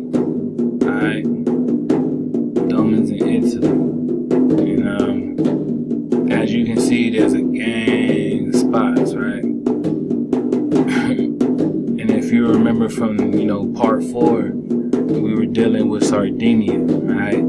So go ahead and check that out. You know, I'm gonna just roll through this one because I want to keep this smooth and I want to, you know, continue to move along. You know, so as we see these dolmens here, right? Let's check it out.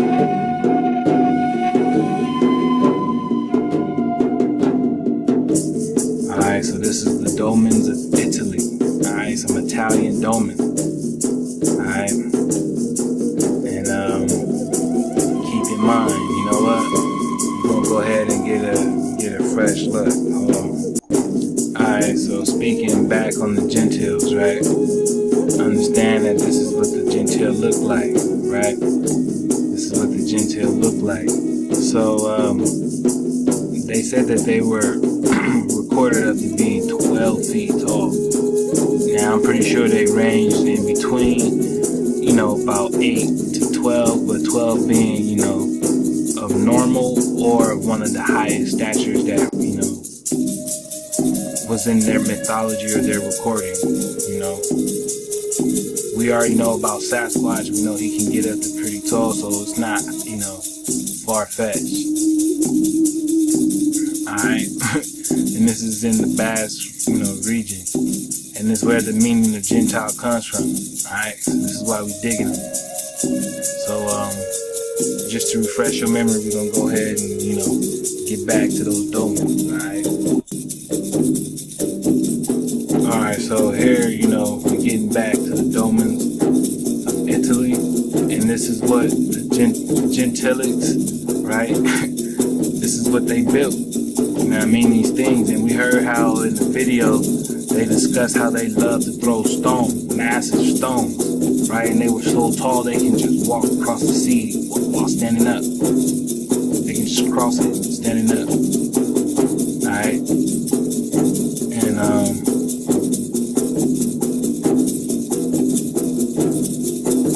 their get down, right? So this is the Italian version of the Domans, where the Gentiles, you know, once roamed in these areas, right?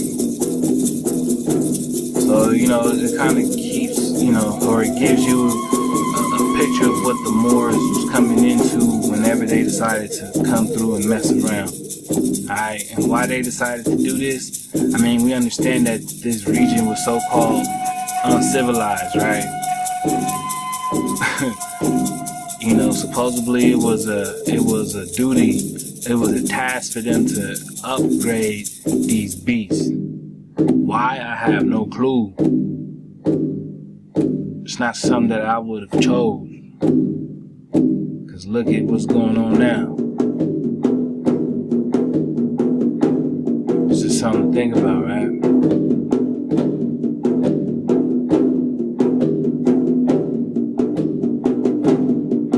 But yeah,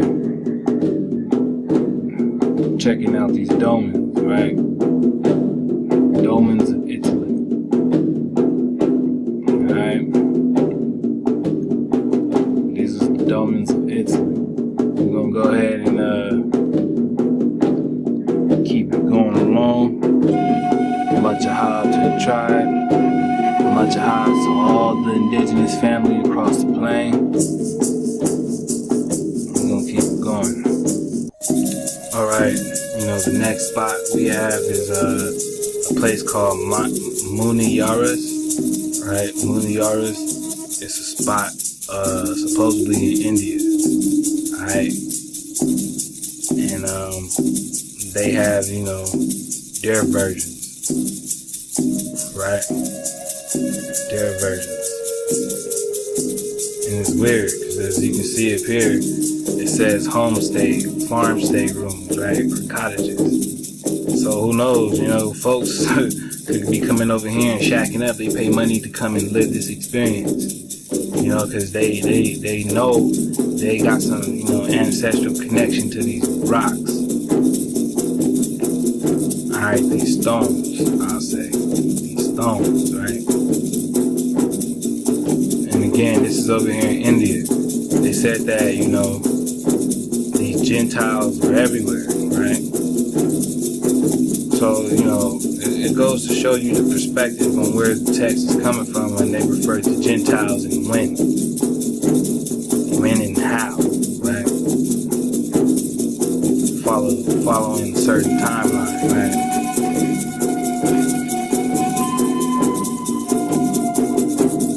I'm checking out these dolmens over here in India.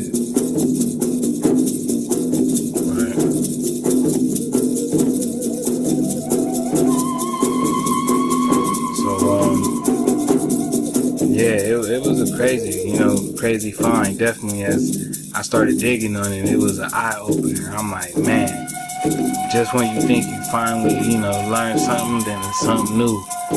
And, you know, just all praises to the Creator. You know, you humbly continue to seek. You know, you can never know too much because there's so much to know. And, you know, I'm not trying to know it all, you know, but I'm going to learn as much as I can. So, you know, it's just amazing to be able to put things in, you know, proper perspective and, you know, to be able to do it with y'all, with the tribe, much aloha. So, you know, yeah, that's what we dealing with, right? Over here in India. Alright. So,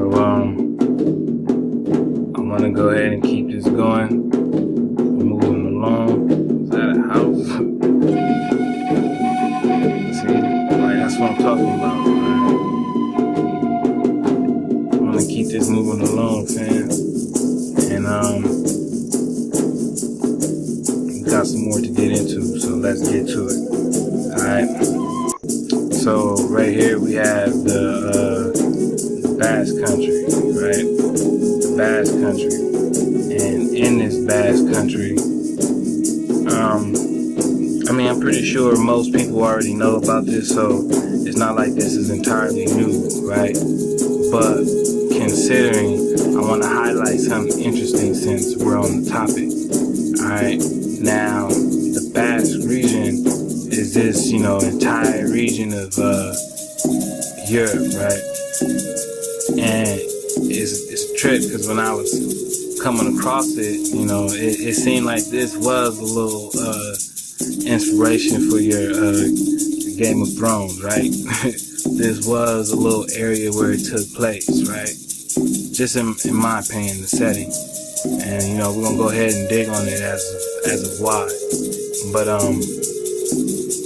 wanted to dig on the etymology, right? Now they say the name Basque is Euskal Herria, right? Or Herria, right? And they said that the meanings of the Basque word is, what they, hairy, right? They have hairy. And so, they say that it supposedly means like a nation, right? Or a so-called country, or a land, or people, or a population, or, whatever. But I got, something else that says otherwise. So I just wanted to show you guys the fact that they say that the word Basque means hairy. Alright? I want to go ahead and focus on that and keep that in mind, alright, as we go ahead and continue. So we're gonna go ahead and scroll down, and we're just gonna dig on Basque for a little bit, right? And I want to bring you guys down to the history, alright? Now they said that the Basque country was inhabited by so-called Roman tribes, or in Roman times, by several tribes. Alright, in Roman times. Alright, that's what they're gonna say. Now, I just want to go over these several tribes that they have, displayed, and we just want to pick up on, what they have to offer, and just see what we get. Alright, so we're gonna go ahead and check on this one. Alright. This one is the Vascones, right? Or the Vasco. Alright, and they say that the Vasco was a so-called pre-Roman tribe. Right? Pre-Roman tribe. And this was, their area. I'm not gonna really focus on all of that. We're just checking out on who they are and what they, did overall, right?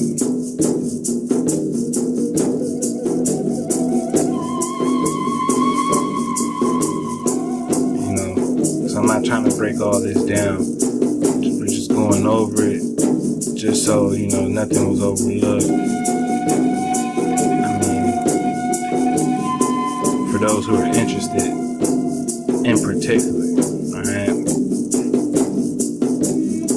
So yeah, this was the first one, right? So we're gonna go back and we're gonna go ahead and continue. We're gonna go on to the next one.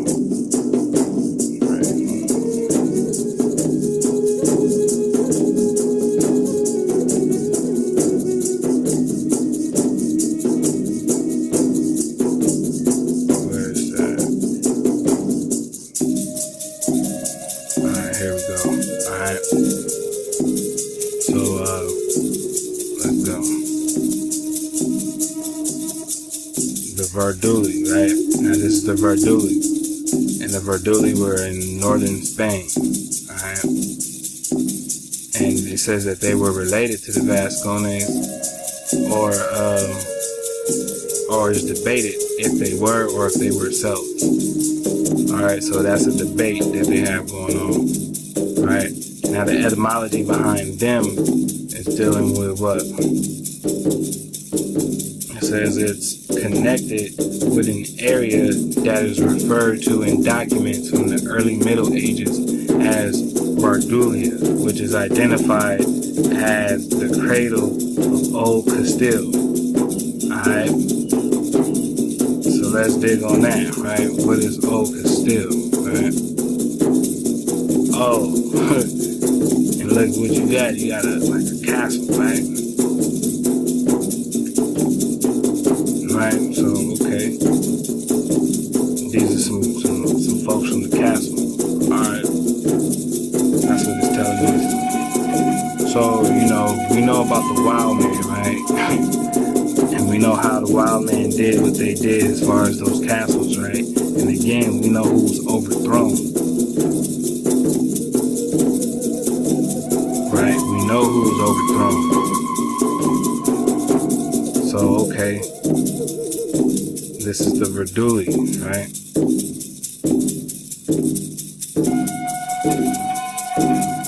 Verduli. Let me get back. Alright, so we got the Carisetti, right? Or the Caristi. The Caristi, right? It says the Caristi were a pre-Roman tribe as well, who settled in the north, right, of the Iberian Peninsula. Alright. And it says that their origin, their historical territory today corresponds very well with the extension of the Biscayan dialect of the Basque language. However, it is discussed if the Caristi were actually whatever these folks would be, right? So basically, they're not sure if they're of the same family and whatnot, and that's what they're saying, right? And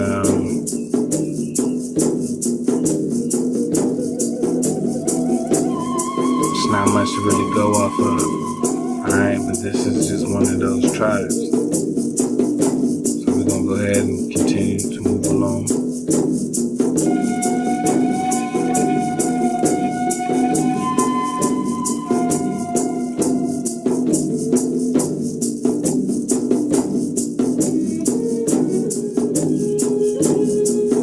Alright, so we're gonna go to the next one. Alright, so once again, same region, right? In the same area, right?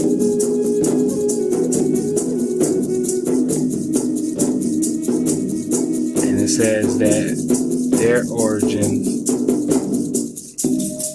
right? Their name means the strange people. The strange people, alright? Their name means the strange people.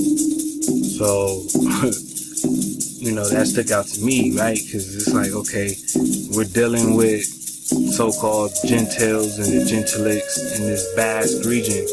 And one of these tribes, right, these pre-Roman tribes, happen to have a breakdown with their meaning being the strange people. Alright, so, let's dig a little bit on strange, alright? Alright, so here we have the etymology breakdown, right, for strange, right? And you already know, it's much a hop to the education center every time we up in this piece, right? And it's for things like this, because here we see strange, right? From elsewhere, right? Foreign, right? Unknown, right? Unfamiliar, alright? Foreign, alien, unusual, unfamiliar, curious, distant, inhospitable, estranged, separated, foreign, external, from without, strange, foreign, alright? From extra, outside of what? Nature? Outside that which is natural. Alright? So you gotta understand what we're digging on, right? Outside of that which is natural. So, we came across some folks who said that their name is the strange people.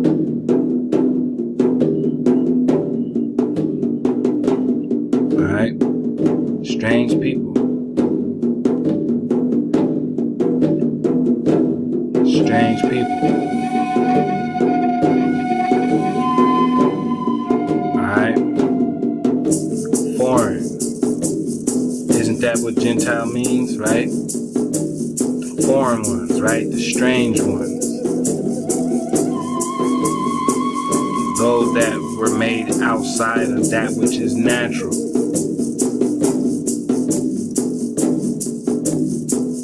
Right? Because that which is strange is not natural by law. Alright? That's what we're digging on. Alright? And these folks were labeled as the strange people. Right? The strange people. Alright, so we're gonna go ahead and continue to move along, fam. And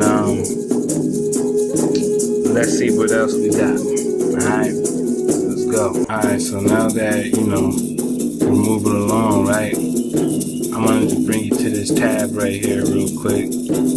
Because here we're dealing with this term, right? Now I'm not gonna try to pronounce that, but I wanted to show you guys that, you know, here's this word right here, right? And it means stone, right? Now this sport, right? It's a sport. It's called stone lifting, right? And they basically lift up stones, as you can see. So this is a vast tradition of Europe where they go ahead and lift up heavy stones, right? In the so-called strongman competition. Alright, now that's exactly what the video said, that these Gentiles, these Gentilics, love to lift up heavy rocks and toss them, right? That's what they did as giants. That's what's in their genetics in this region, right? But keep in mind that here's this word, right? Now, where did we see this word? Do you guys remember where we see this? It was back when we were digging on Basque, right? And also keep in mind, right? Dig on the ancient period, right? The ancient period of the Basque country, and check out the dolmen right here. Alright? So you see these same names and you know it's the same people, you know, still doing it, right?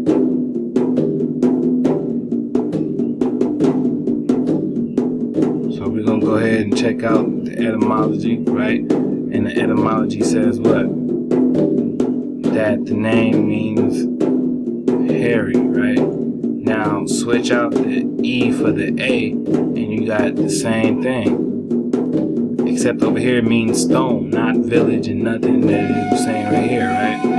Right here it said town and population and all that. Right here it just straight up says stone. Alright? Stone. Alright? Which reminds me, I wanted to show you guys something, right? Because this is not brand new, right? We've seen this before, right? We've seen this before, right?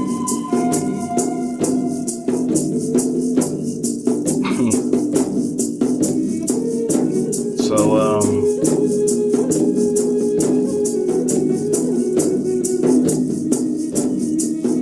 let's see, right? Let's see what we're checking out.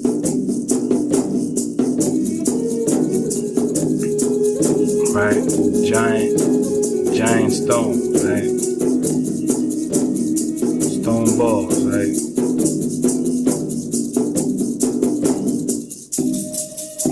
Right, check this out, right?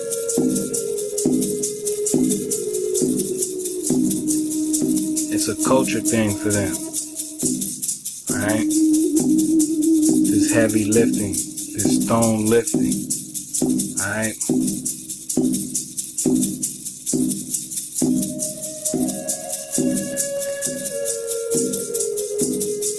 So-called stone lifting, alright? So Basque really means the stone people, right? Because the root of the word was what? Hairy, right? Stone. And it said that the root of the word, right, when we get into the root of it all, it means hairy, right?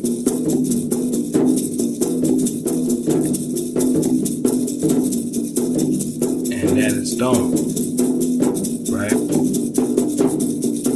So stone, it means the stone people. Basque means the stone people. those that walked out of the stone, those that used to live in the stone, those that, buried their peeps in the stone. I mean, they didn't really bury, obviously it was a stone there, they just left them chilling. Right?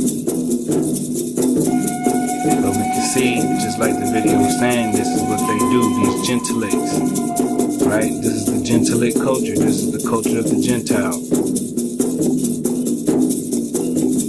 Alright? That's why we digging on it.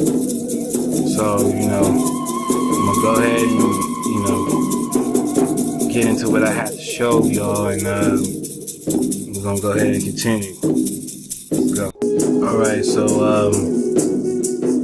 here we have it, right? Now we're over here digging on the classic, right? A so-called classic cartoon. And what's the first thing you see, right? These dolmens. Right? These dolmens. Now if you'll notice, right, you got the different colored hair within the so-called Flintstones, right? And it'll basically tell you how their so-called origins within each other as a so-called grouping aren't the same, right? They're all foreign to each other and made outside of nature, all within each other. Alright, nonetheless, we see the dolmens right away, right?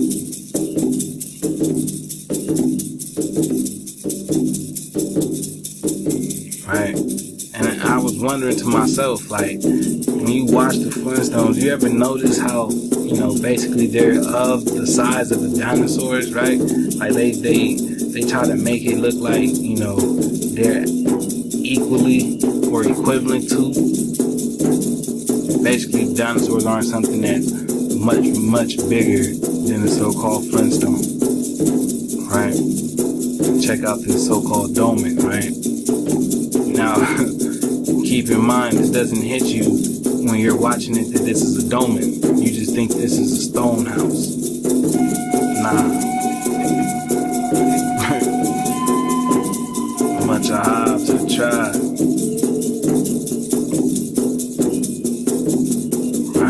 We're looking at animated dolmens, right? Right? Stone garage, right?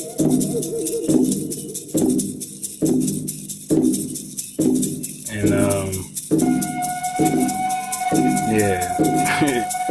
Right? I mean, check it out. It's the exact same thing. So they knew what they was doing, right?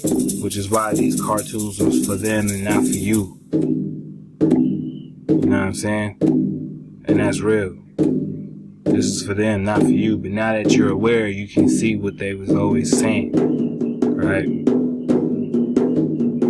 They was always telling the story, to themselves. Right? Amongst themselves. Right? And this is real. And we're gonna go ahead and continue. You can see it right here, right, for what it is. I mean, it's crazy paying attention to it like this in the flesh, right? And you look back at it like, damn, it was in your face the whole time. But that's how things work, you know what I'm saying? And without fail, right? Look at the dolmen right here. Look at the dolmen house, right? And you see, if it is what it is, right? So we just gonna go ahead and keep it moving along. I just wanted to show you all that because the things that they hide in these so-called cartoons, right? The things they try to get away with is very slick. But yeah, let's keep it going. All right, so continuing along, right? I wanted to bring you guys to this tag because it's basically the reason why I was referring to, his name as Og, right? When we were reading on the giant, the Rephaim, right? As Og. And it's because, of Ogre, right? The ogre. You know what I'm I'm saying? And we were dealing with the ogre from the Levitical cities part 4, right? And we was touching on the ogre. So we're back with the ogre. But, you know, we're going to touch on what the ogre actually is, right? Now, the ogre was known as a myth in the folk tales of, you know, of different, you know, people, of being an abominable and a brutish hominin, a monster, right? Now, we know what the hominin is, right? We know what the monster is, right? It says informally large, unpleasant, grotesque, predatory, and typically cannibalistic toward normal human beings. Alright? Infants and children. Alright? It says ogres and similar creatures feature in so-called mythology, folklore, and fiction around the world, appearing in many classic works of literature and fairy tales. Alright? So, it says ogres overlap heavily with giants, right? And it says they also overlap with human cannibals as well, right? So basically they go hand in hand, alright? Giants and human cannibals, as far as these ogres and giants go. And the giant's name was Og, or Og, right? And the reason why I was saying Og is because of ogre, right? The etymology of ogre, right, is what? Let's see. The etymology of ogre. Right. It says it is originally derived from the Etruscan god Orcus, who fed on human flesh, right? And that's what that giant was talking about doing. He said he loved eating the smaller cells, right? That's what King Og's phrase was personally, right? That's what he said, right? Now, it's crazy because it also says right here, right? Ogre might derive from the biblical Og, alright? The last of the giants, alright? And it was talking about this Orcus right here, right? So let's go ahead and look into this Orcus and see what we can come up with. Alright, fam? Let's go. Here we got the tomb of Orcus, right? It says sometimes called the tomb of Marina.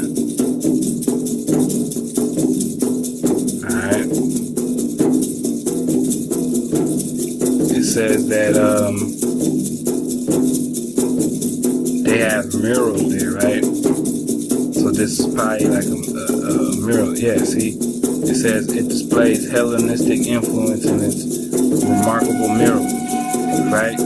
So this is hijacked, of course, right? Nonetheless, we're still looking at the tomb of Orcus, right? And considering, what the origin is, right? These beings, these beasts, right? These beasts.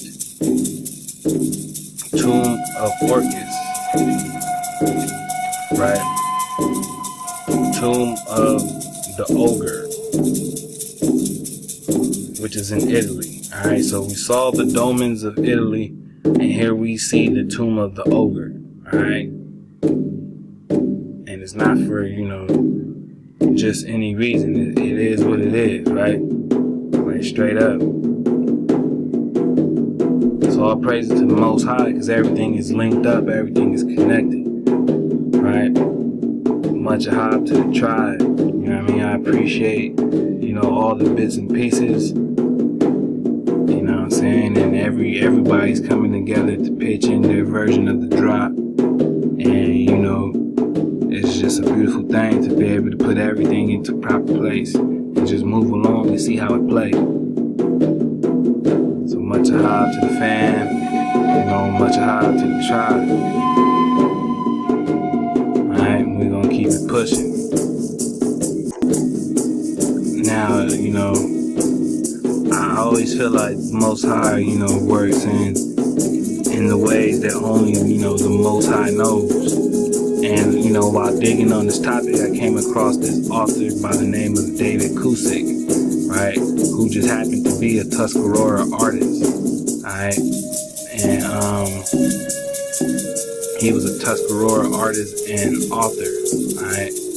And on his account, I came across, his version or rendition of giants, right? And, let's just check it out. He has his book, right? And it says, the history begins at the creation, right? It says, history begins at the creation with the twin brothers Ngorio and I don't know, you guys can see that, right? Hopefully. Right, which was the good spirit and evil spirit and their creatures, right? The Iga We Hoi, right? The people and their enemies. This long word right here, right? Which were the giants.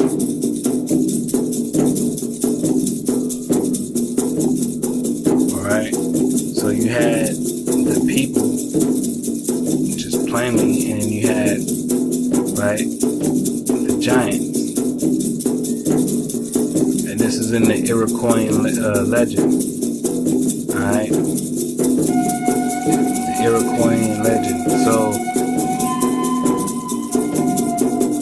I don't know, I see that it's amazing how everything, lines up, and I just so happened to come across this. I wasn't searching for it, but as we can see, these were the giants, right? And even came into this other link right here, right? Where it basically talks about them as well, right? Says that they were giants, right? This word right here. And they had a considerable habitation. Alright? It says, when the Great Spirit made the people, some of them became giants. They made themselves feared by attacking when most unexpected. After having endured the outrages of these giants for a great long time, the people banded together to destroy them. With a final force of about 800 warriors, they successfully annihilated the abhorrent, whatever this name is, right?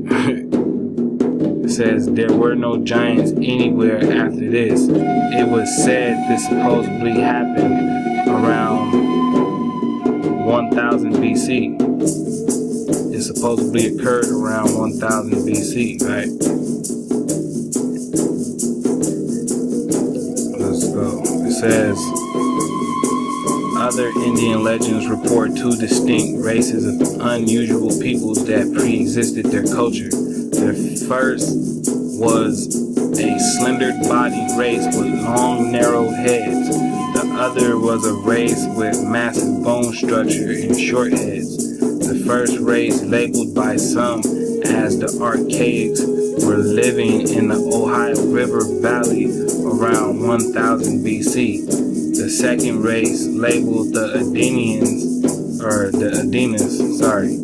moved into the area from the south at a later date and claimed control of the territory. A great war was fought in which the Archaics were destroyed by the more advanced Adenas. It is believed that the Adena were related to the tribes of ancient Mexico.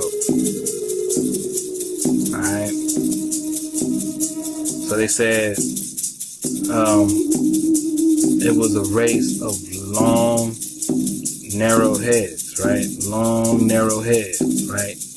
And when I heard about that, it made me think about how so-called Old was saying that Anak had the records, right? And so, you know, I went ahead and I dug on Anak, right? Anak, right? And we got back what? Neck, right? And it was Canaanite. Anak was a Canaanite, right? It says long neck and tall, right? Early giant people about Hebron and in Philistia, right? Long neck, tall men. Long neck, tall men, alright? Anak. Alright, and we were looking at the lost book of King Og, or Og. He was referring to Anak.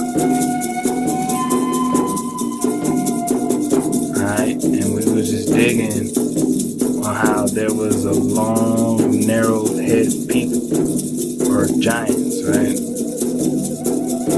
We're digging on the giants, right?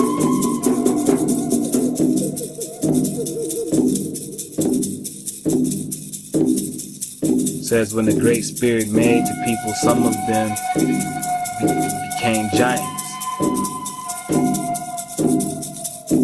Alright? So, you know, we're just connecting right here. That's all. Right? The long-necked one, the long-headed one, right? Or not, right? So, we're gonna go ahead and, you know, check out this last fair use, fam, and, you know, we're gonna ride out just like that. You know, I hope this presentation, you know, was well informative, and I hope everything, you know, is A1 on your side. I hope the Creator has you magnetic and charged up as, you know, we continue this elevation, right? This elevation as a tribe, as a unit, as a collective. I appreciate everybody that's been, you know, helping us build, and, you know, much hive to all the tribe. We're gonna go ahead and keep it, you know, moving along, and, you know, we definitely got more in the works. So I appreciate everything that y'all been doing, and, you know, definitely continue to surf the wave.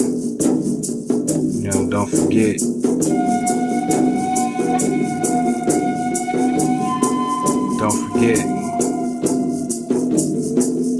this is all, you know, through the allowance of the Creator. So remember the commandments and remember the Creator. Everything else will fall in, right? It's word to the brethren Paco. And with that being said, much shalom. We're gonna ride in, you know, to this next presentation.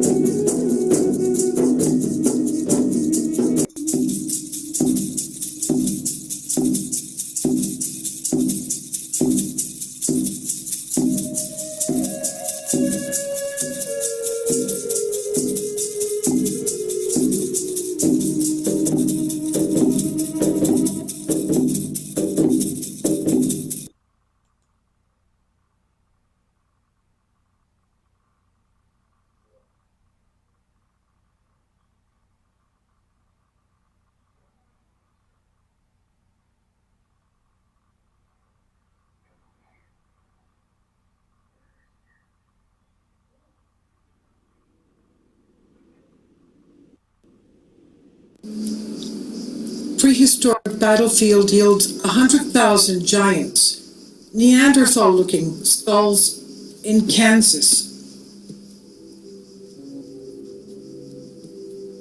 Fort Wayne Sentinel, Fort Wayne, Indiana, dated November 28, 1897 article says, prehistoric battlefield found in Indian Territory.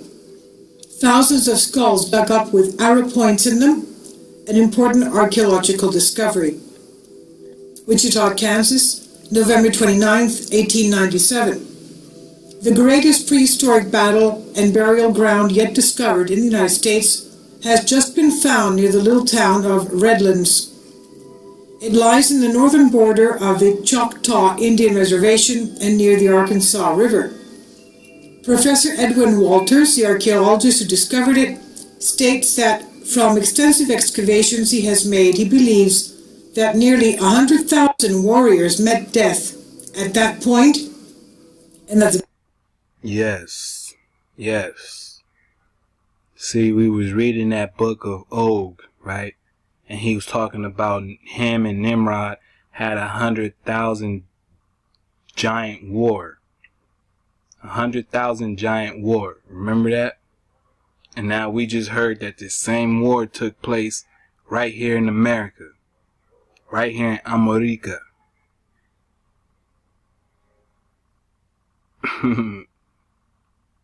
Again, man, make sure y'all show some love to the Akati Sufa.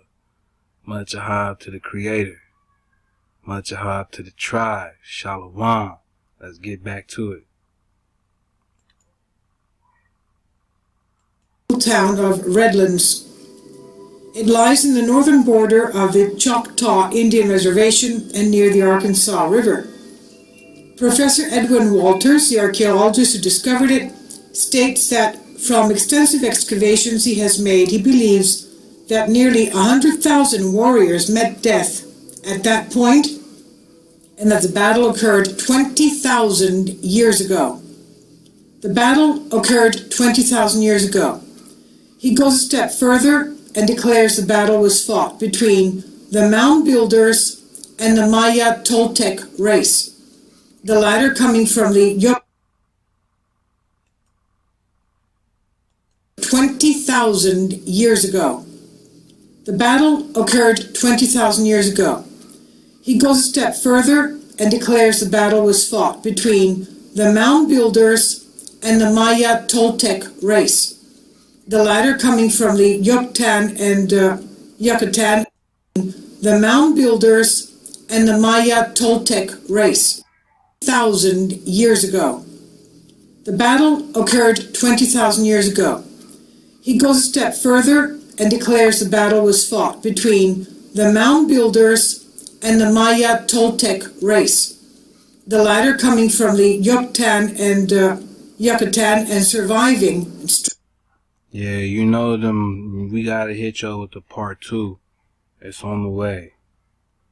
Yeah. Striving to wrestle the Mississippi Valley, the mound builders and the Maya Toltec race, the latter coming from the Yucatan and surviving, striving to wrestle the Mississippi Valley from the mound builders. The battleground is 30 acres in area, and by a series of excavations, Professor Walters has satisfied himself that there are nearly 3,000 skeletons to every square acre. His estimate as to the remoteness of the prehistoric conflict is formed by a study of the geological structure of the formation in which the skeletons are found. The bones are buried near the top of deep strata of sand and covered first with a sort of adobe, a formation of the Quaternary period, then with alluvial topsoil. They have been dug out by the carload, and almost every skull has from 1 to 5 arrow points stuck into it. Sharp arrow points and javelins are also found embedded in other parts of the body, and the great number of these instruments of warfare that have been unearthed leave no doubt in the mind of the Professor Walters that he has found what was once a field of awful carnage. War, it was a battle, it was a field of battle.